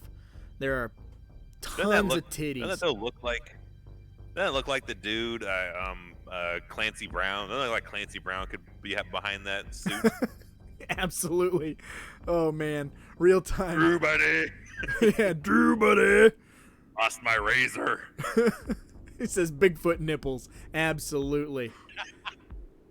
Oh, man. Something looks like something you'd win in a claw machine. Yeah, that thing's sweet. If you ever get the chance, guys, Bigfoot Wars, I know when it first hit DVD, it was like one of those, you'd go to Walmart and it was like, you know, the $9.88 movies, like real cheap. Pick that up if you can find it for like less than $5. That's about what I would say Bigfoot Wars is worth. It's fun, but it is not great. It's awesome for all the right reasons, you know, or wrong reasons, whatever you want to say. All the under $5 reasons. Yeah. A lot of really bad ADR. A lot of fucking, like, bunch of naked chicks. Bigfoot nipples. Hashtag Bigfoot. Hashtag Bigfoot nipples. Mm-hmm. Oh, that's got to be like Shriek of the Mutilated or something. That's some old school shit. Shriek of the Mutilated. Yeah, boy. I don't know if that's for real what that's from, but I would totally saw this. I saw this and I was like, this has got to be like a promotional shot for like a spirit store Bigfoot costume. I didn't think someone would be like, we're putting this on film. Right, I think it is from the movie, but don't quote me because I might not be right. But I got to address this because VHS Mikey said, I knew a girl with weird finger nips. Yeah, long nipples. Speaking of girls with weird long nipples, I just rewatched the movie Stone the other day, which I don't know if any of you know that movie. Robert De Niro, Edward Norton, Mia Jovovich, or however you want to pronounce her name, Mila Jovovich, whatever. Her nipples are like 2 inches long. It is the craziest shit. 7 CDs on them. Find pictures of Mia Jovovich from Stone, put them in the nudity section in our Discord. Look at her nipples. They are as big as my pinky, I swear to fucking Christ. Like, Remix is on it. Back 7 CDs. They are long ass nipples, and it is a weird thing. Freddie Voorhees is in the house. He's back. What's up, dude? We're talking We're looking Bigfoot. at Sasquatch. Yeah, and we're talking Mia Jovovich's nipples right now, because you know. Because yeah, those go together perfectly. Roger, do you also get the picture of Jason looking at the Croc sandal? I get that one a lot. Yes. Oh my God, do people tag me in that constantly? That is, you know, I mean, when you have like acquaintances that aren't really horror fans, you know, like, you know, my family or whatever, they just know when they see the pancake thing or they see the Croc thing that's amusing, you know. Oh, that's cute. I bet Roger would really like that. So then they tag me in it, and I swear to Christ, there was one day I got like 45 notifications from different family members tagging me on the same fucking photo. I was like, I get it. I get it. It's pancake. I'm gonna find that Wookiee Bigfoot shirt on a shirt, and I'm gonna make sure I get that sent to Remix. Take that, motherfucker! Woo ha ha! Oh, we got Godzilla Burns in the house. Hey! That's the Jack Link. Hey, we know Douglas Tate. That's our buddy. Not really our buddy, but yeah. We know that guy. Yeah, we know that guy. For those of you who don't know, the Jack Link's Bigfoot, Douglas Tate, was also the stunt double Jason in Freddy vs. Jason for the one scene, right, Evil? Yeah, he's coming out the water holding Jason or Freddy's severed head. Yep, that is not. That's his shot. He also has a couple of like I don't know if it's on ID channel. It may have been like Disappeared or one of the like Killer Wives thing, but he did play a character in one of the investigation discovery shows who were like, fucking Douglas Tate, he's getting killed. That's amazing. I always love that. Like when you go back and watch old Unsolved Mysteries and you see like weird celebrities in Unsolved Mysteries, you're like, what the fuck? It's so rad. Like I found with Matthew McConaughey in it, and he's still fucking pointing, even when he's gotten in the episode where he gets shot like 3 times. He's still just right. Is that the one with the? Does he like rob an armored car or something? What is the Matthew McConaughey one? I don't remember a great deal. I just know he's just like a stander by with like his mom or something, and he's protecting her, and yeah, he gets shot. And something gets stolen. But Alright. His point in every move. Like there's so many shots. You just Google search that, like a Matthew McConaughey pointing, and they're just everywhere. We got James Garcia in the house. Hey. We are taking a look at some questionable. Are they real Bigfoot, big feet, real Yeti, whatever? Taking a gander at some of these costumes or supposed. Well, there we go. That's the king right there. Is it up on your screen, Evil? Can you see it? I have about a 10-15 second delay on mine. 30-second delay. Yeah. Harry and the Hendersons. Yes. This is. Yeah, go ahead. That's Bigfoot when I think of it. Mm-hmm. That is the king himself, Kevin Peter Hall. And yes. I mean, that's exactly right. Whenever you think Bigfoot, like this is where my mind goes because it looks so good, It looks real, you know, and this was one of those that I saw when I was very young. So it's like, that's Bigfoot. I guess that's Bigfoot, you know. Yeah. And even the movie, like, It starts out scary too. Like it starts out kind of creepy, like how you see him.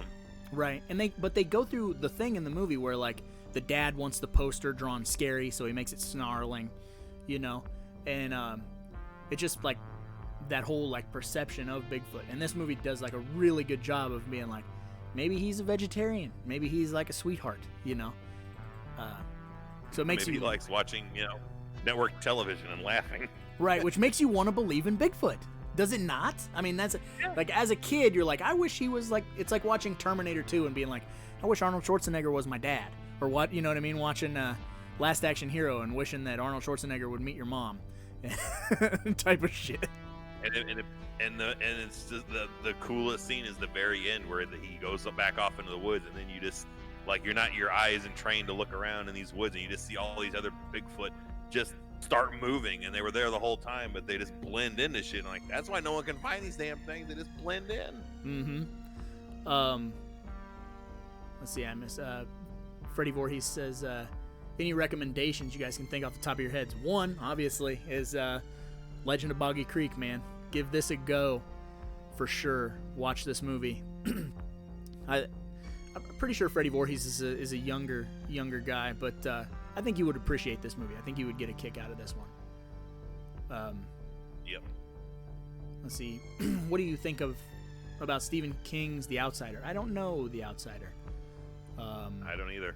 I'm not well versed in that world. I should probably do something about that. Should take care of that. Right? I'm a terrible person. Miniseries on HBO. Huh. Yeah, that's even tougher for us to get into as a miniseries. Mm-hmm.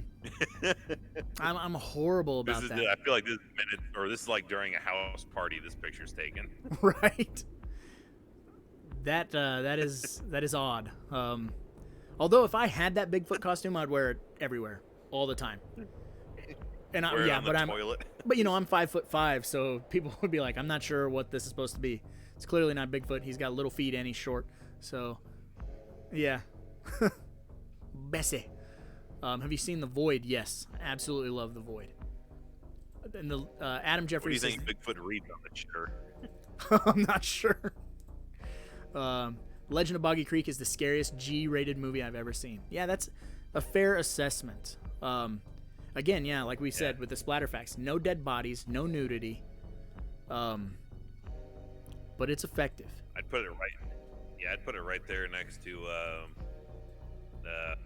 Something Wicked This Way Comes, as far as like a Disney movie that's got some very creepy, scary elements to it. That's actually one of my dad's movies too that he really was into. This creeped me out as a movie.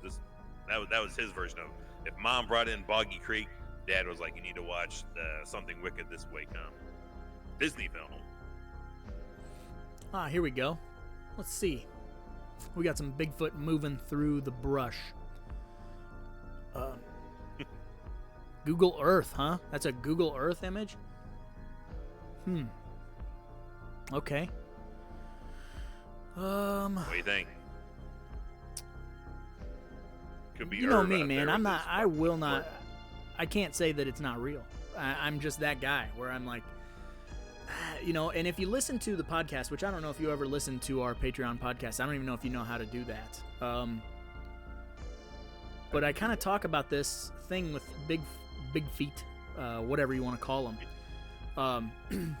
And just like you had brought up, how, they're blending in, so that's like stands to reason that people wouldn't find them or notice them.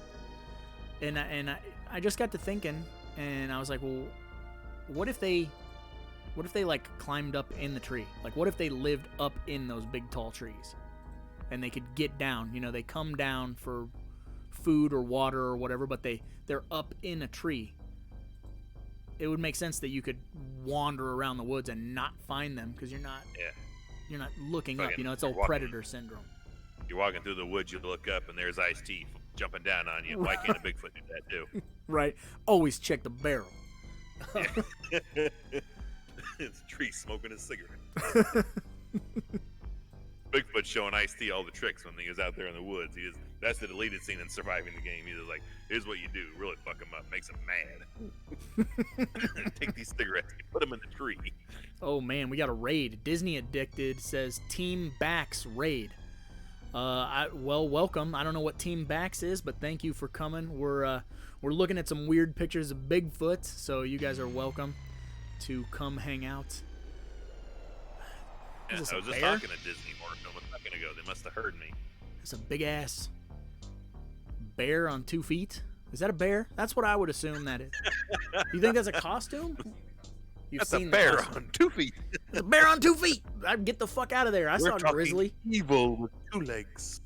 Oh, my friend Baxter sent me. Well, tell your friend Baxter. Thank you.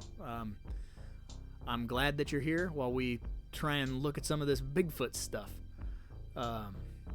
Man, I don't know. Remix says he's seen this costume, so I'm inclined to believe it's a costume. But like, I don't know. That's a big, thick motherfucker, though. You know, seems like it's got some girth to it. King Kong Bundy out there in a suit. Right.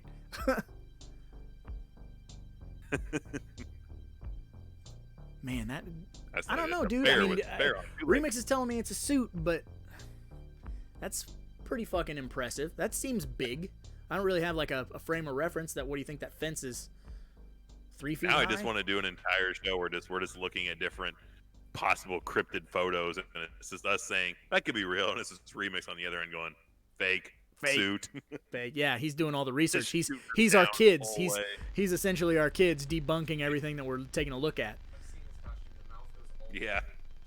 The mouth goes all the way to the cheeks is what Remix said. All right, so let's go on to the next one. Let's see what we got. So it's Amanda Bierce from Fright Night. Right. With the big-ass, terrifying mouth. Yeah. That looks like a Godzilla suit. Just makes me think of Grizzly. I would love to have a Godzilla suit. Ever since I saw One Crazy Summer, I've always wanted to have a full-fledged Godzilla suit. Just stomp on fucking firework tanks. Here we go. So Bigfoot getting some water. Getting a little sippy sip. Again, it's really... I see when it's a Bigfoot just pissing into the lake. Right. Just arcing it into the water. You know, this is the standard Bigfoot caught on film thing. It's low resolution. It's the only way to film Bigfoot. Right. I think low res, blurry. I think Bigfoot is blurry. That's the problem. There's a large, out of focus monster roaming the countryside, and to me, that's way more terrifying. It's a glitch in the Matrix. Yeah. It's not a very clear picture, but you know, again, I can't dispute it because I have no background on any of this stuff. It doesn't look super massive, but he looks like he's bending over. I don't know. This looks like a photo that, like, if you had like a family reunion going on, you always had one family member. It's like, I got a picture of Bigfoot, and he has it in his wallet, and it's the picture he pulls out. Right. Show every time. It's like, I seen it. Oh man, real time, you're breaking my heart. He said grizzly is so horrible. Dude, they fucking kill an 18-foot tall grizzly bear with a rocket launcher. That is the fucking selling point. If there ever was a selling point to watch that movie, is the words 18-foot grizzly bear, rocket launcher. That's all that needs to be on the fucking poster. Yeah. Yeah, that sells me instantly. Like, well, that's all I need to hear. Ooh, this intrigues me. This, we got us a Bigfoot that's caught and hung upside down. I wish I had a frame of reference of what year this was taken. Is it just because it's black and white? Does that mean it's from the olden times? This is 3 years ago.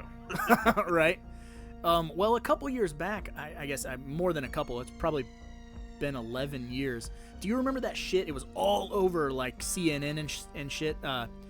These two guys claimed that they had killed a Bigfoot and they put it in a deep freeze. So the deep freeze had like frozen over, and they were all over the news, and they were like, you know, there were all these scientists fucking like drilling into the ice and getting like samples of the Bigfoot. And then it turned out that while they were waiting for it to thaw out, they're doing tests on the sample, and it was like deer meat and stuff. Like, these guys had gotten a gorilla costume and put like fucking dead animals in it, put it in a deep freeze and froze it, and then sold the fucking deep freeze, took that money and fucking took off while people are waiting to thaw genius. this. Like, that's a crazy That's fucking absolute story. But crazier would be if it was real. But like, we killed a Bigfoot. Like, what are you gonna do? Like, let's drag it back to the truck, throw it in the truck. We'll drive it back to Dave's. Dave's got a 14-foot long deep freeze for some odd fucking reason. We'll put them in there, and then we'll start calling the papers. Yeah. And so these dudes fucking skied out with all this loot, because they, were doing all this stuff. Genius. and then it got proved to be a hoax. But I can vividly remember, because it was at the time when I was doing MMA. So like, me and a bunch of my MMA buddies are hanging out and having dinner and like watching this shit on the news. And I'm like, I told you, that's real. Bigfoot's real. Like, they're gonna thaw this out and it's gonna be real. And then they're like, it was like skunk meat or some shit. And I'm like, I hate everything. Skunk ape meat. That's Yeah. genius. Though, at the same time, being like, you want to know a real good way we could earn a lot of money real quick? Robert over there, he's that fucking hunter type, right? Just get him to kill a bunch of fucking animals. We'll And stuff we'll him in a just stuff grill. Greg's monkey suit full of the meat. Then we'll freeze that shit and sell it. We'll make bank. That's exactly how this shit happened. Christopher Yes, it Harris is. is back again. He says, how you guys been? We've been fantastic. We're just vibing out, having a good Saturday night, discussing Bigfoot theories. Mikey, Okay. I was confused what Mikey have was a- saying.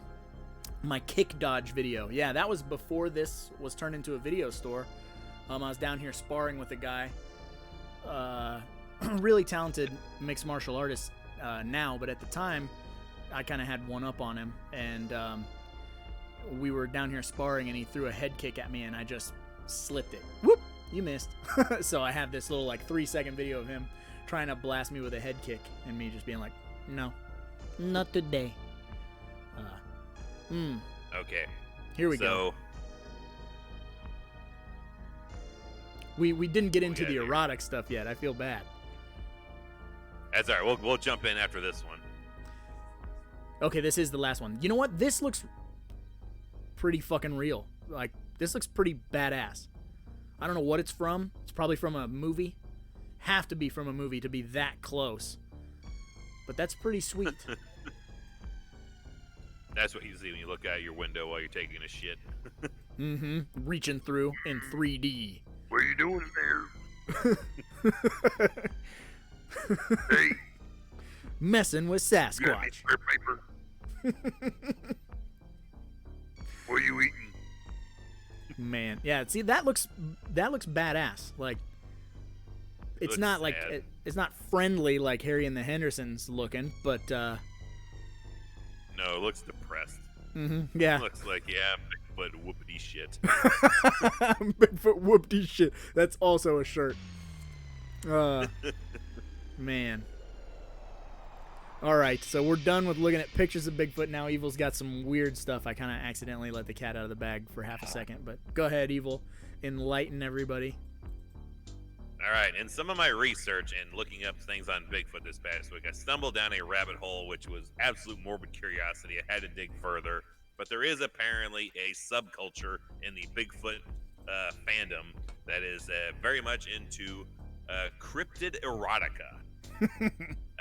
There are films, but I did find a particular book series, and Remix can hopefully be able to cycle through some of the photos on your screen. This is a 16-part book series. Yes, I said a 16. What? 16-part book series What? called "Come for Bigfoot." Oh my God. This is available on Amazon. You can buy at least volumes 1 through 5 for $9.99 on Amazon, but I'm gonna give you a little bit of a description on Come for Bigfoot. So, on the writer of this, the description, some just tidbits of information I found about it.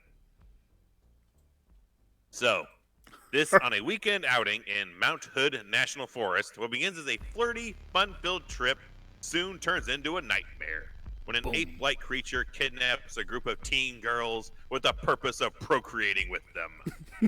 Thus begins the erotic adventure of a lifetime, an inconceivable love story between a young woman and her horny Sasquatch.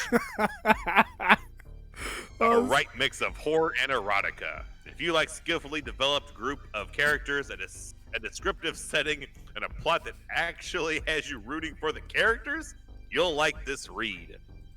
The abduction of the 3 girls by an old woman and her son, Leonard the Bigfoot, is treated like hostile. His name's Leonard.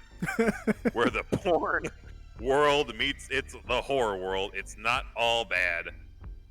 I'm completely hooked on this series. It's from Katie Kramer, author of What Money Can Buy and Loving the Alien. We do have a quote from Anne Rice. Okay. Famous author Anne Rice. Quote, "I am in total awe."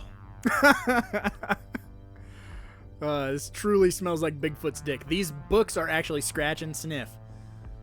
Each page comes with a unique odor. I wish that was true. Virginia Wade is the author of this popular series. She's also wrote the series The Stacy series, which has entertained and aroused readers around the world. But lately she has dipped her toes in historical erotica, infusing the stories of her with her trademark humor, fast-paced plot lines, and super hot. Kindle scorching sex, married and the mother of 2, Virginia's other passions include traveling, figure skating, collecting art, and shopping. Can we visit her at virginiawadeerotica.com? Can we stay on this picture of Come for Bigfoot 12? All the fucking other covers have been so fucking lewd, and this one looks like it's a fucking Starbucks ad. It's winter time. Yeah, this is a Sears ad. Oh, motherfucker. Holy moly, do I love me some Come for Bigfoot. Wow. I really would want to know if it's a very continuating story, if this is Leonard in 16 parts making this series. Why does the cover... there's an impregnation. Why? Whoa, that's big. There it is. Come for Bigfoot 15, the impregnation.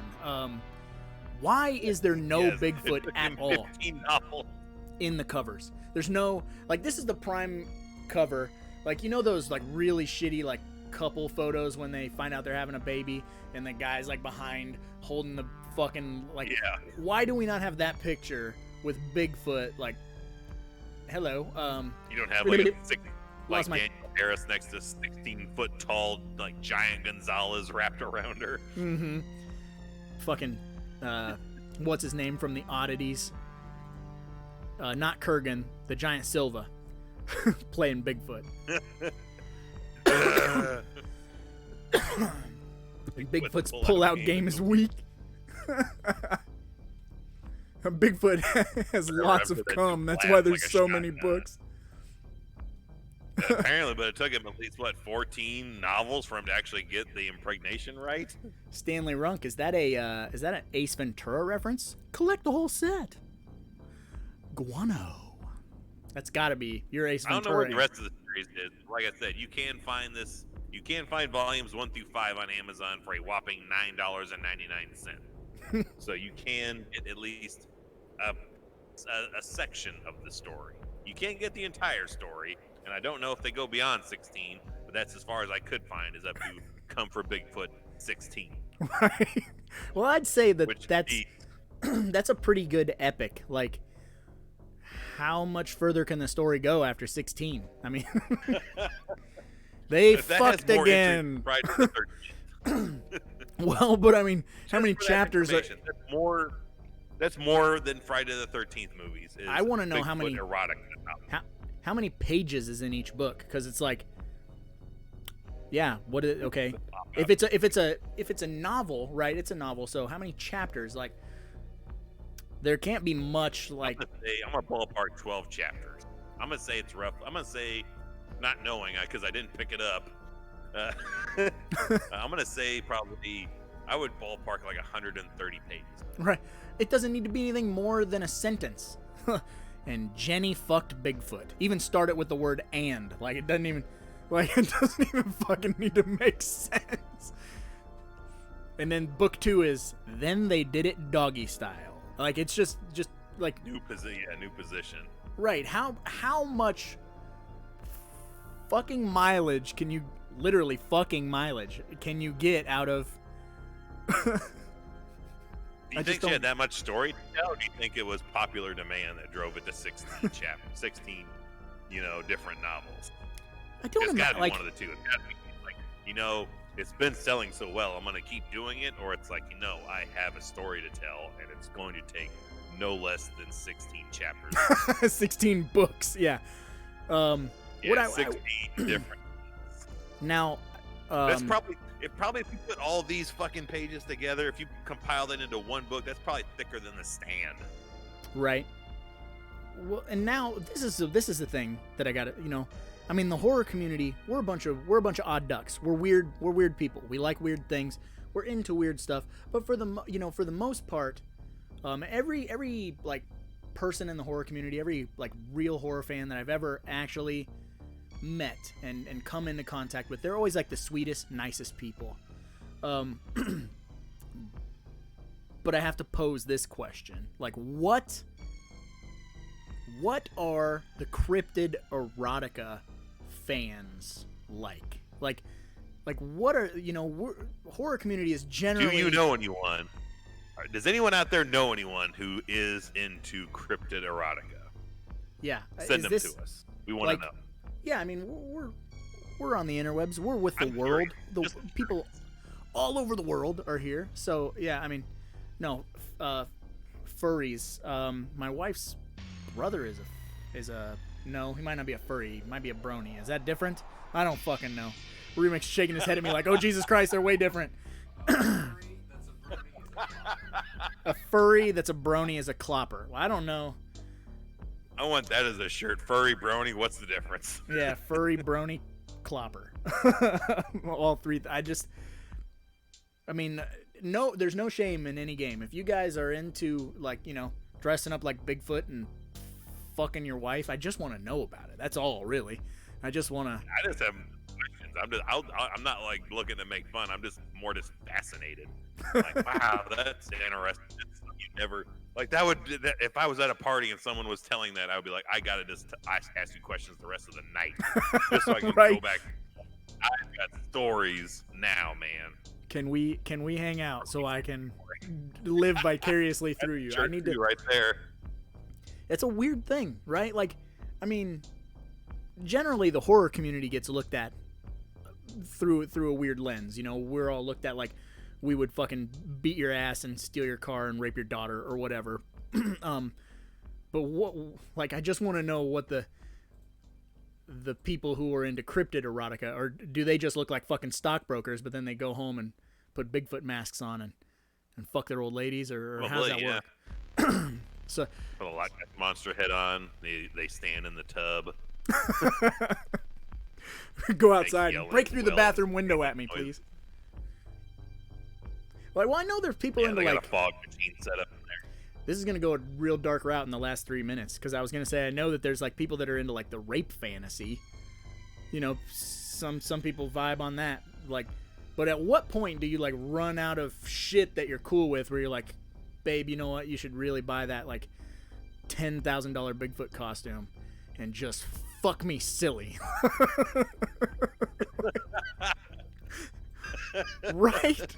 Like, that's definitely a 20-something plus year marriage where you're like have no restrictions at all in your mental capacity to be like, I'm gonna go ahead and say that, and I don't give a shit what the reaction is. So yeah, you're like sitting there eating a Hot Pocket. It's like 2:30 in the afternoon. And you're like, so I was thinking about maybe dressing up like Bigfoot. Your anniversary's coming up. What do you want to do? Yeah, had my eye on this Bigfoot costume. I thought I would just fucking wreck you. I'm gonna use our tax money. Our tax refund. Right. I really want to get tagged by a lady Bigfoot. Some of those guys that do that weird stuff are on To Catch a Predator. Now, this is gonna. I'm a weird person, man. I really like To Catch a Predator. I love to watch that. There's a YouTube channel, and I forget the name of it. This random dude on YouTube poses as like a young girl or a young boy in these chat rooms, and then he agrees to go meet these pedos and then fucking calls them out on camera. Out them. Yeah, Yeah, and I've it's seen a awesome, and couple I of forget the those. name of the channel. I will figure it out and then I'll put it on the Discord. But like, I love watching shit like that. I love watching like really shitty people get the comeuppance, get outed. I love that. There's a couple of really shitty people I would love to out, but I leave it be. With their Have a with their Bigfoot sexcapades. But Yeti smut. Yeti smuts. VHS Mikey loves the Cyclops porn, so we're gonna have to see if we can find some Cyclops porn. I'm sure there's some like Ray Harryhausen, like stop I'm sure him motion and Jean Cyclops fucking. Him and Jean Grey hooked up, so yeah, it could totally happen. We need to see some Cyclops porn. We need to figure if that's a thing. Remix, get on the Cyclops porn. We'll talk about Cyclops movies next week. And I have no idea. Remix on the Cyclops porn. Yeah. I I know. want that as a bumper sticker. I know a YouTube channel called To Catch a Cheater. My boyfriend and I watch it all the time, all the drama. Dude, I loved the show Cheaters when it was on. And I that used to have a DVD of it. It was like a 2-disc DVD set. see what it's The horrible selling TV. point was the dude running down the street in his heart boxer shorts and nothing else, but just hauling ass barefoot in the middle of the night down the street in his underwear. All right, so down here in the middle of the screen, we've got that stabilized Bigfoot footage again. Before we call it a night. Now I know that everybody has seen this footage, right? Like this is the Patterson-Gimlin footage is widely. There's entire documentaries that break down this footage, man. There's like 2-hour docs that break down this footage that is like seconds long. Mm-hmm. Right. It was like altogether the footage that they filmed was like 50 seconds or something, like 584 frames or something. There's some shit like that. But They analyze the fucking ground, the shoulders, the feet. They go. There's like it's insane how detailed they try to break this fucking footage down, well, okay. bit by bit. So let me ask you, on a just a chill. We're just fucking hanging out. We're just talking. What your impressions are of this footage? Like, to you, does it look like a person in a costume? Does it move like a person in a costume, or are you swayed by it? Do you think that turn and that look and that weird scoopy hand? How do you feel about that? See, to me, it looks like a person, but there's just some X factor about it. It's like I can kind of see it. 'Cause, I mean, it's there's other parts about it. Like if you went to that extent, that you wouldn't like some of the things I feel would be giveaways aren't there. Like Right. it's not perfectly like held camera. It's not held in place. It's very shaky and amateur. Like it's stabilized here to look nice, but the actual footage is super hard to watch, Right. and it's just such a random kind of action that they're catching. Right. And Remix has kind of torn this apart. We've talked about this all week. We've looked at it, and he's like, that is 100%, like unequivocally, a dude in a suit, And I mean, there's all kinds of I stuff. want to believe. Right, I want to believe. There's an excellent Rue Morgue magazine that it's basically a book all about the Patterson Gimlin footage. And yeah, and if you go through and you read it, there's some very interesting things in that, but the dynamic between Patterson and Gimlin, and Roger and Bob, whatever you want to, if you want to call them their first names or last names, but what they were doing, why they were out there, subsequent, like all their travel leading up to being out there and all of that stuff. But I'm interested in what the chat feels like, how the chat feels about it. Mikey says there's never been better footage, and I got to bring it up while I'm here because I tried bringing it up to Remix when we did the podcast, and we tried finding the footage. But again, same time frame. If anybody remembers about 10, 11 years ago when all that Bigfoot hysteria was kind of coming back, there's some footage. There was like a Discovery Channel or a Travel Channel something documentary where someone had captured footage of a Bigfoot like running on sort of like a peak of a mountain or like a hill, like a really pointy, jagged hill. And the speed in which it ran, they got like a badass track runner, and they were like, can you duplicate this where this was filmed? And the dude tried to run it and fucking stumbled all over hell and could not match the pace that the Bigfoot matched. I don't know what it was called. I just know that I've seen it, and I know that it's real. Like, not that Bigfoot is real, but I know that footage is real and that episode is real. Aaron Wojcicki, I don't want to butcher your last name, is here. What's up? We're winding down. We're taking a look at that Patterson Gimlin footage, and we're just talking Bigfoot. Whether people believe in it or not. Remix is tearing it apart. Says the thigh's too short. I don't know how everybody feels about it, but to me, I feel like it's real. Even though there's a lot of shady shit that Patterson and Gimlin were doing, because they were attempting to make a Bigfoot movie. So they were kind of going back and forth to California and meeting with effects artists and doing all of this stuff. But then out of nowhere, while they're doing something that's completely different, that's, supposedly not attached to the Bigfoot project, they come across, I want to say Bessie, but I don't think that's the name, because it's been named since. Then that's a female Bigfoot. Remix thinks the thigh's too short, the head turn is weird, all of these things, but to me it looks like a big fucking animal, but I don't know. We'll just have to end it exactly how part of the movie ends it, when they send a whole search party out to be like, and just like every television show on the Sci-Fi Channel, it's like, we're going out and we're gonna find this thing.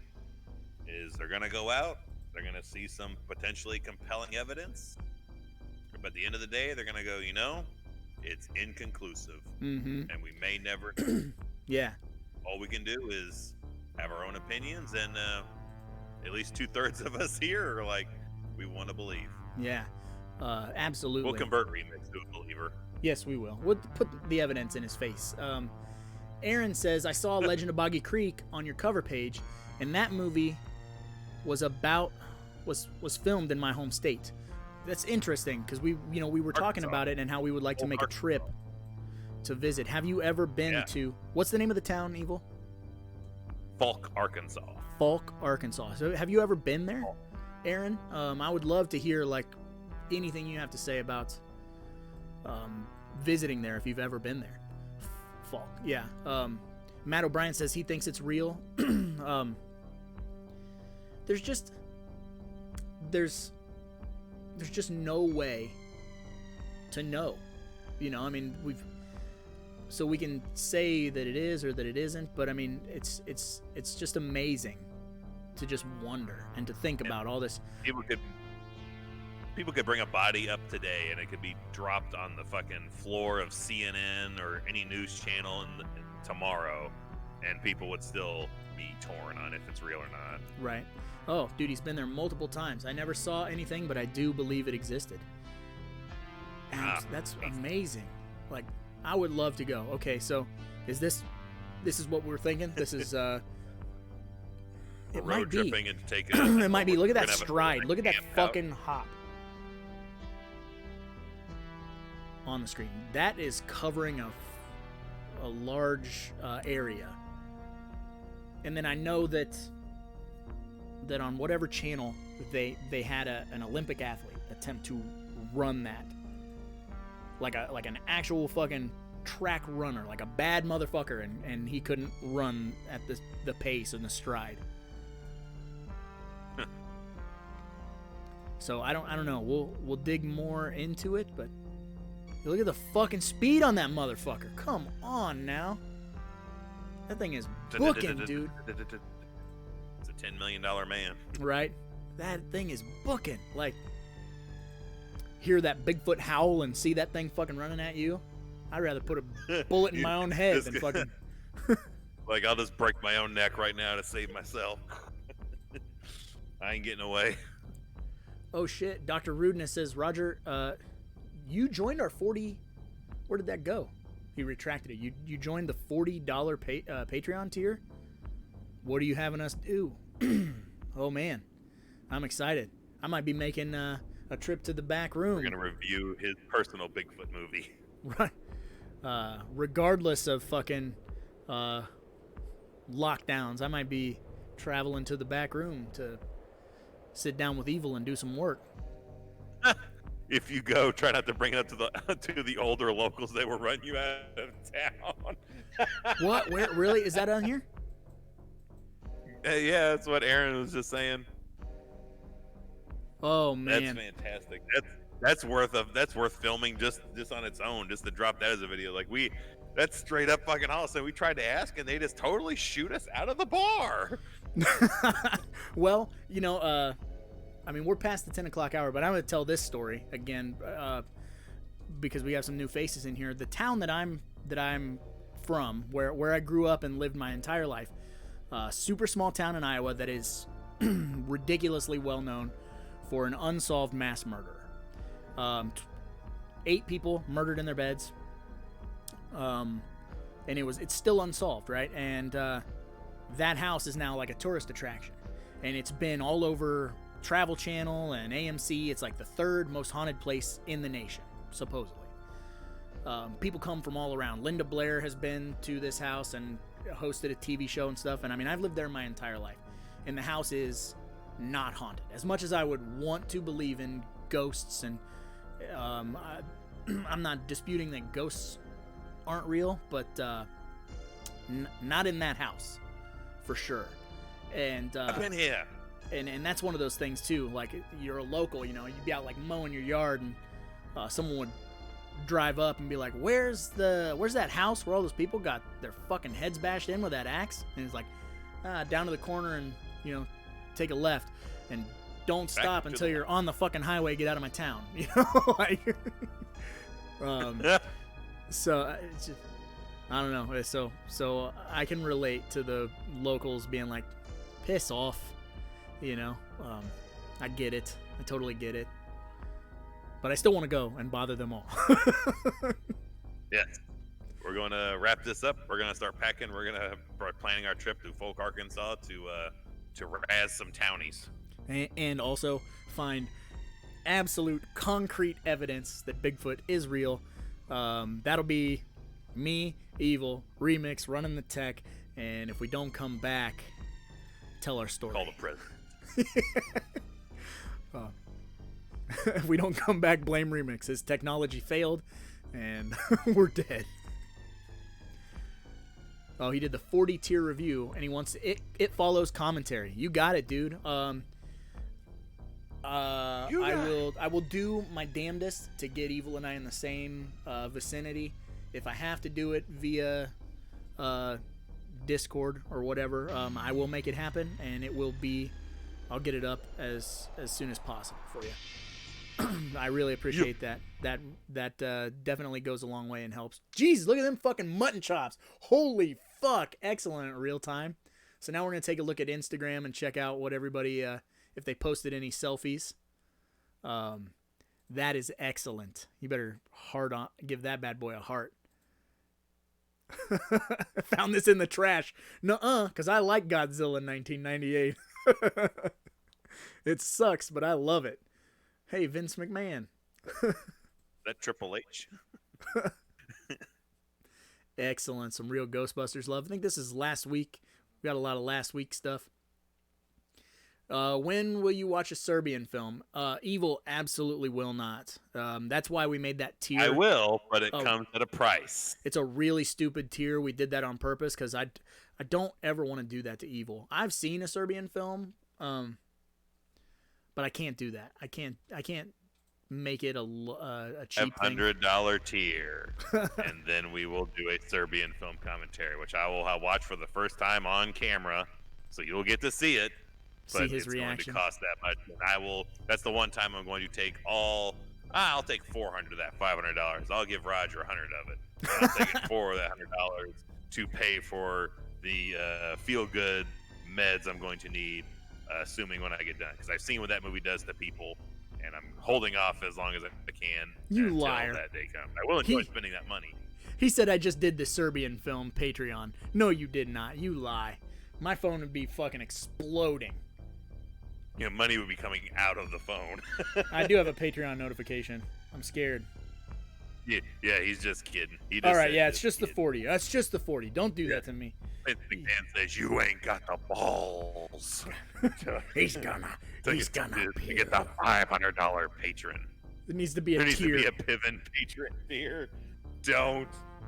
Hey, we'll watch Don't Judgment make Night. that a $250 tier.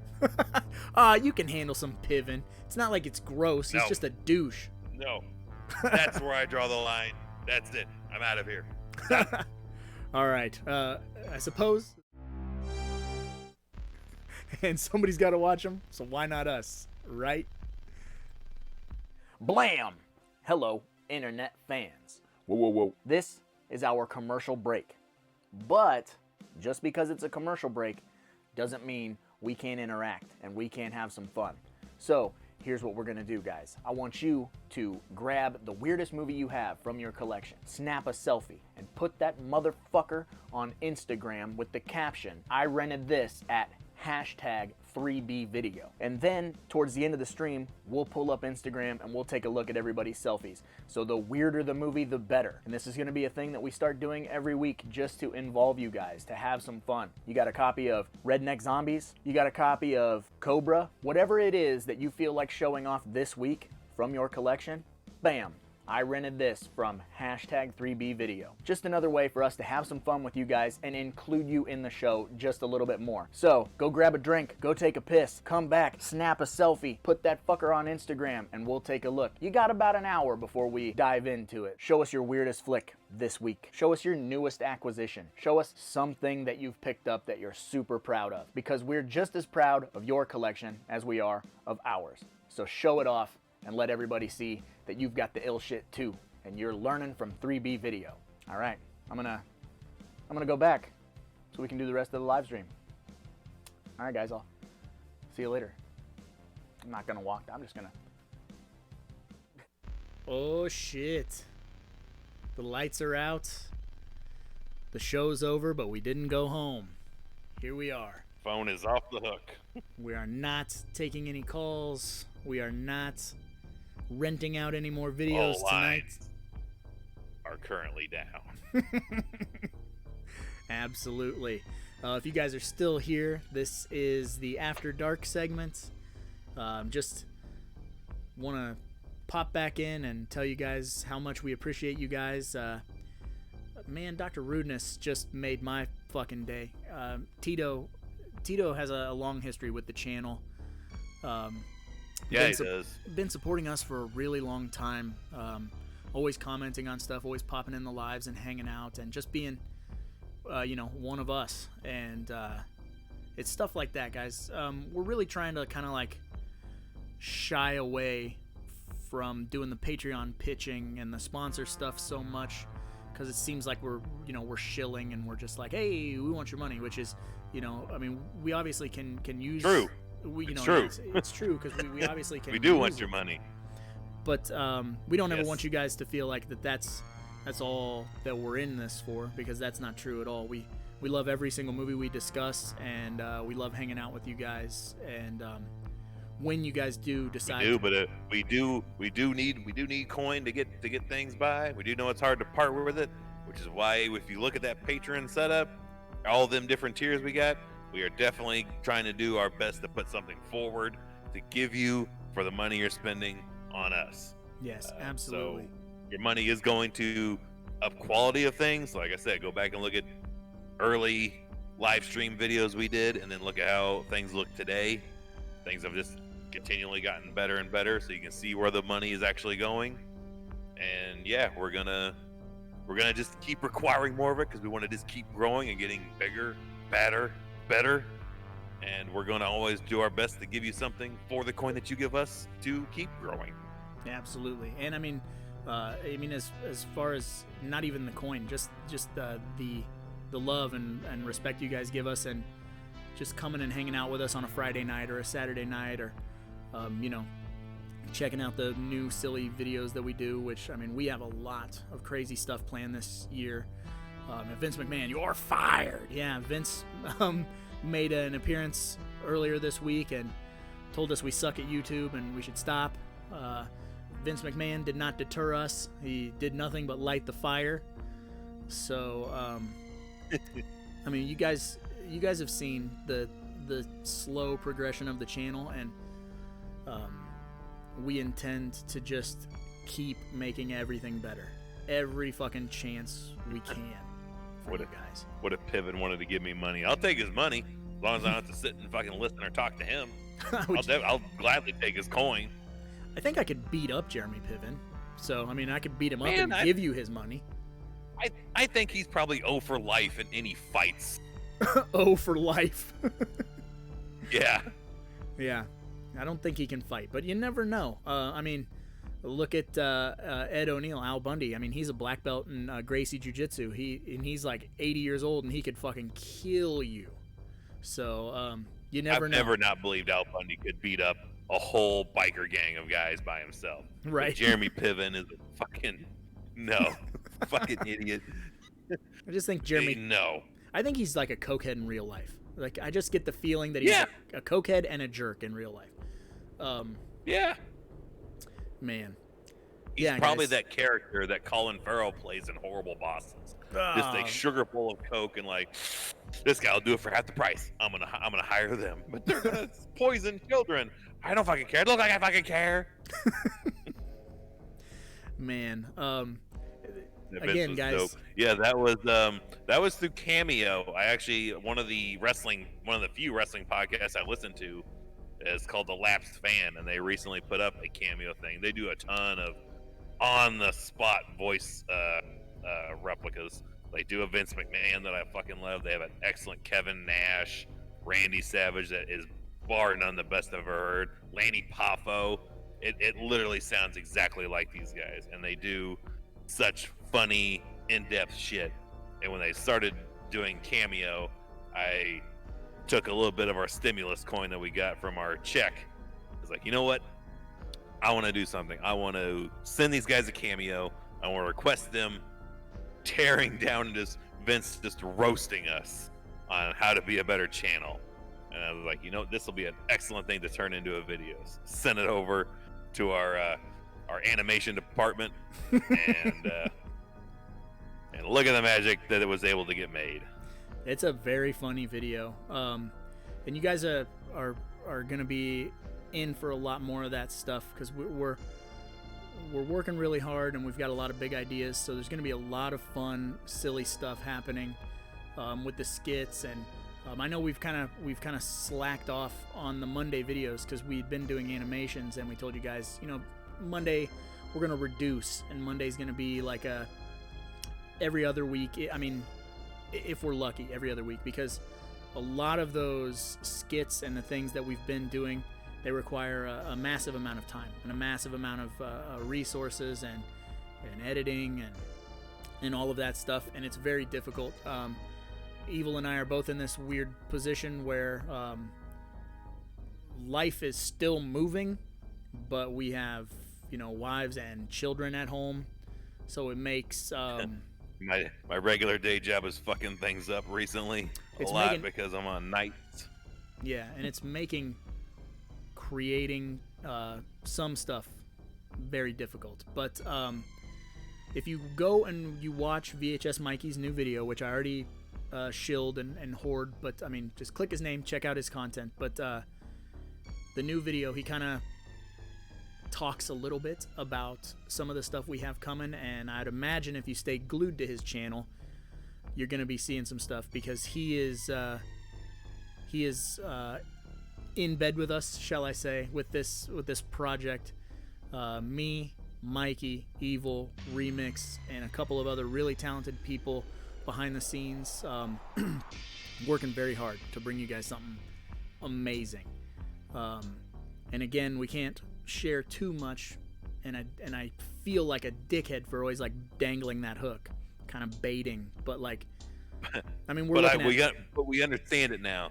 Anybody you listen to, like any other podcast or like create a thing that's like that takes for like a year or something that they're working on, we can understand that now. It's like, oh yeah, it can take a long time to get something made that you really want to have a good effect and look nice and be, you know, presentable. It's understandable. It's hard to explain it to anyone who hasn't gone through it, but after going through it now, I can totally understand it. I can understand why some documentaries, like fan documentaries that we try to back, take a year, 2 years to come out, because yeah, we're not doing anything close to that, but we can understand the time it takes now.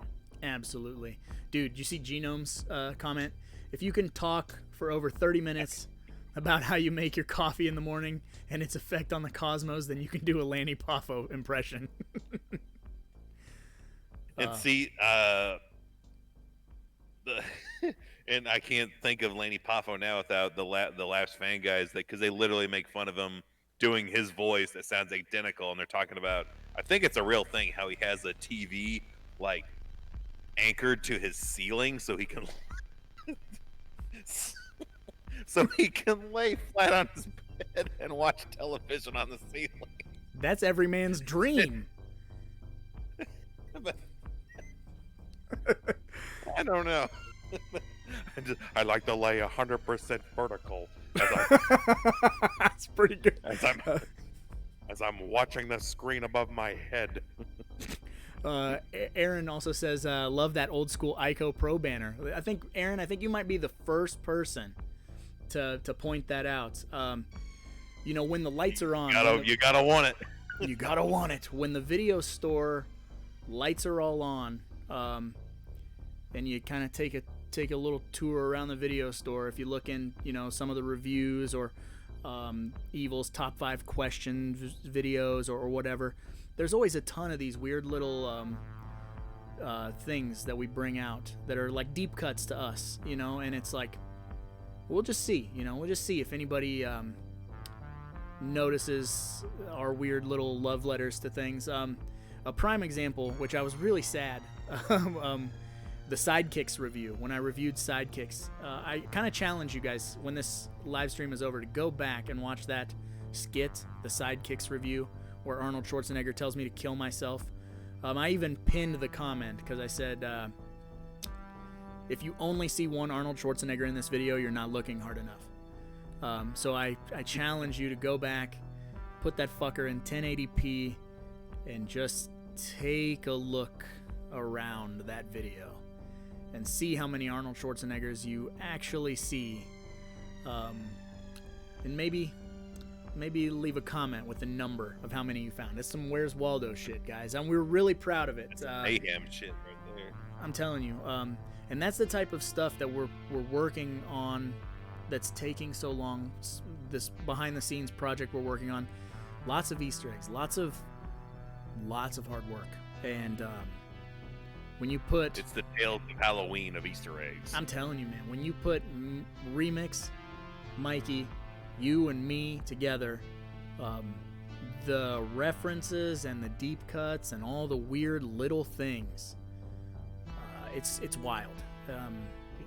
And everything that we're going to be putting out here shortly is going to require multiple watches. What was that? What, seeing all these weird things.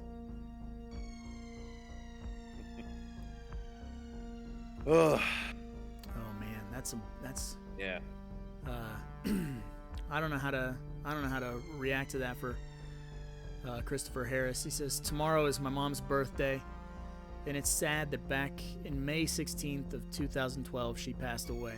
Well, let me take a page from Evil and I's book, something that we both like to do. You want to tell them how you do your thing?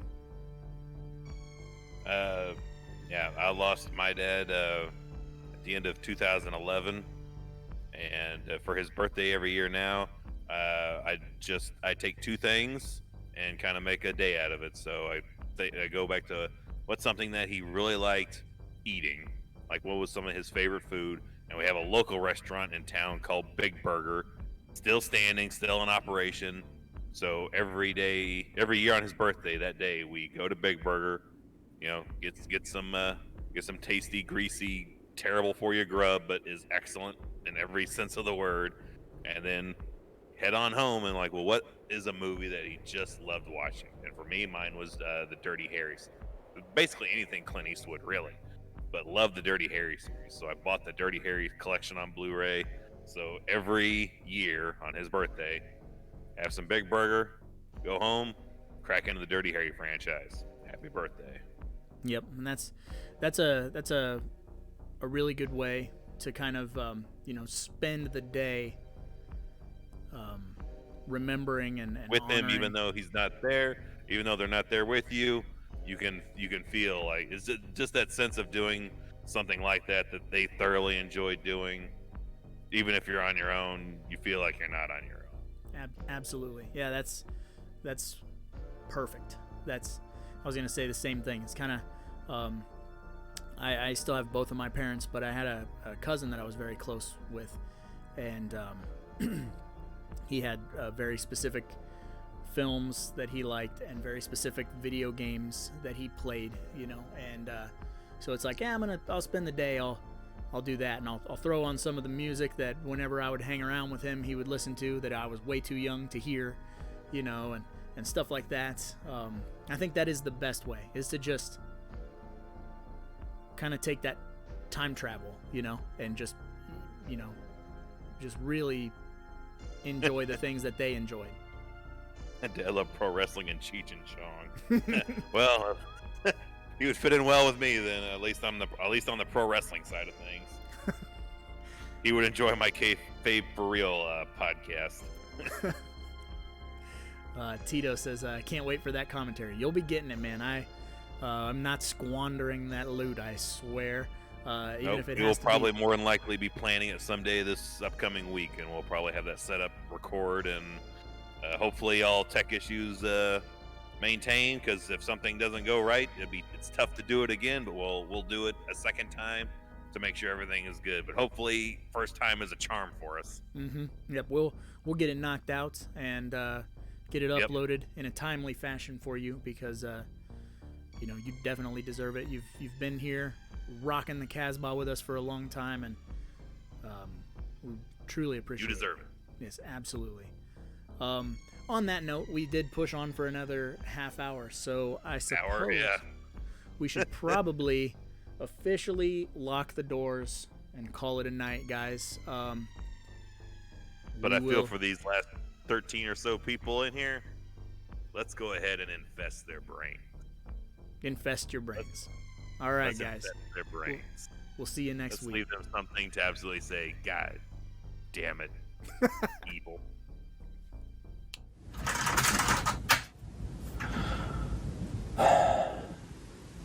I wonder how I should open this. I never am good with opening things or ending things or just things in general. I wonder what a good idea is.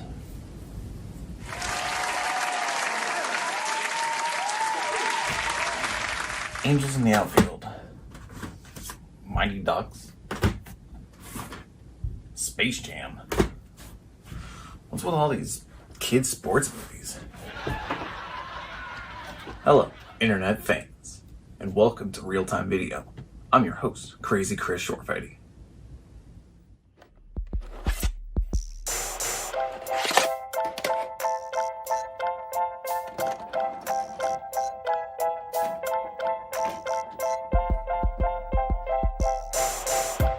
My name's Chris, and it's my goal to turn my home into my own private video store. Nah, those won't work.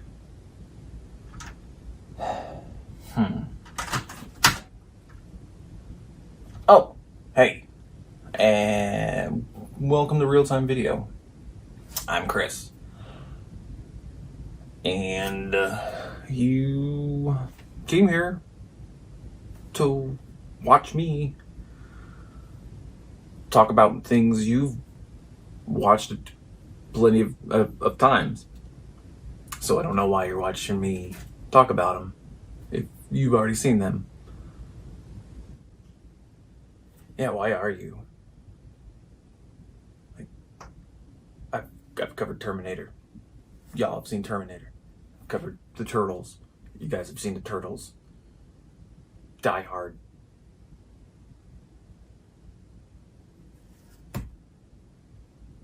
Why are you watching?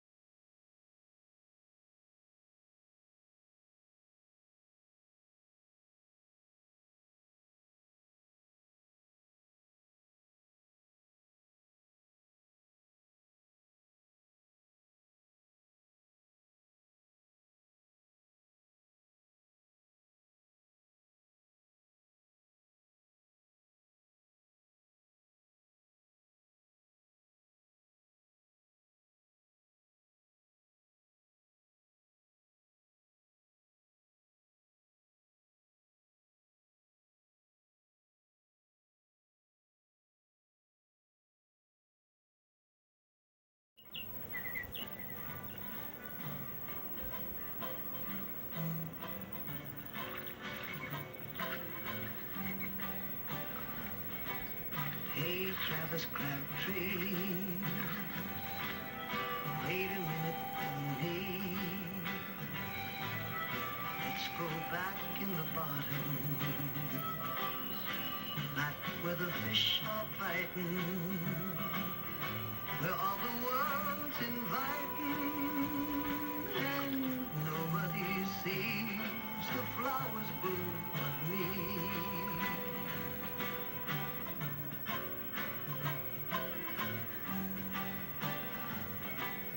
Hey, Travis Crabtree, do you see what I see? On the gentle winds of morning, a million birds are singing, like the bells of heaven ringing, and nobody sees the flowers bloom but me. Drop me on a patch of land, never stepped upon my man, where the crystal water flows deep, while the falcon flies high across the yellow-eyed sky. Lord, ain't it great to be free? Hey, Travis Crabtree.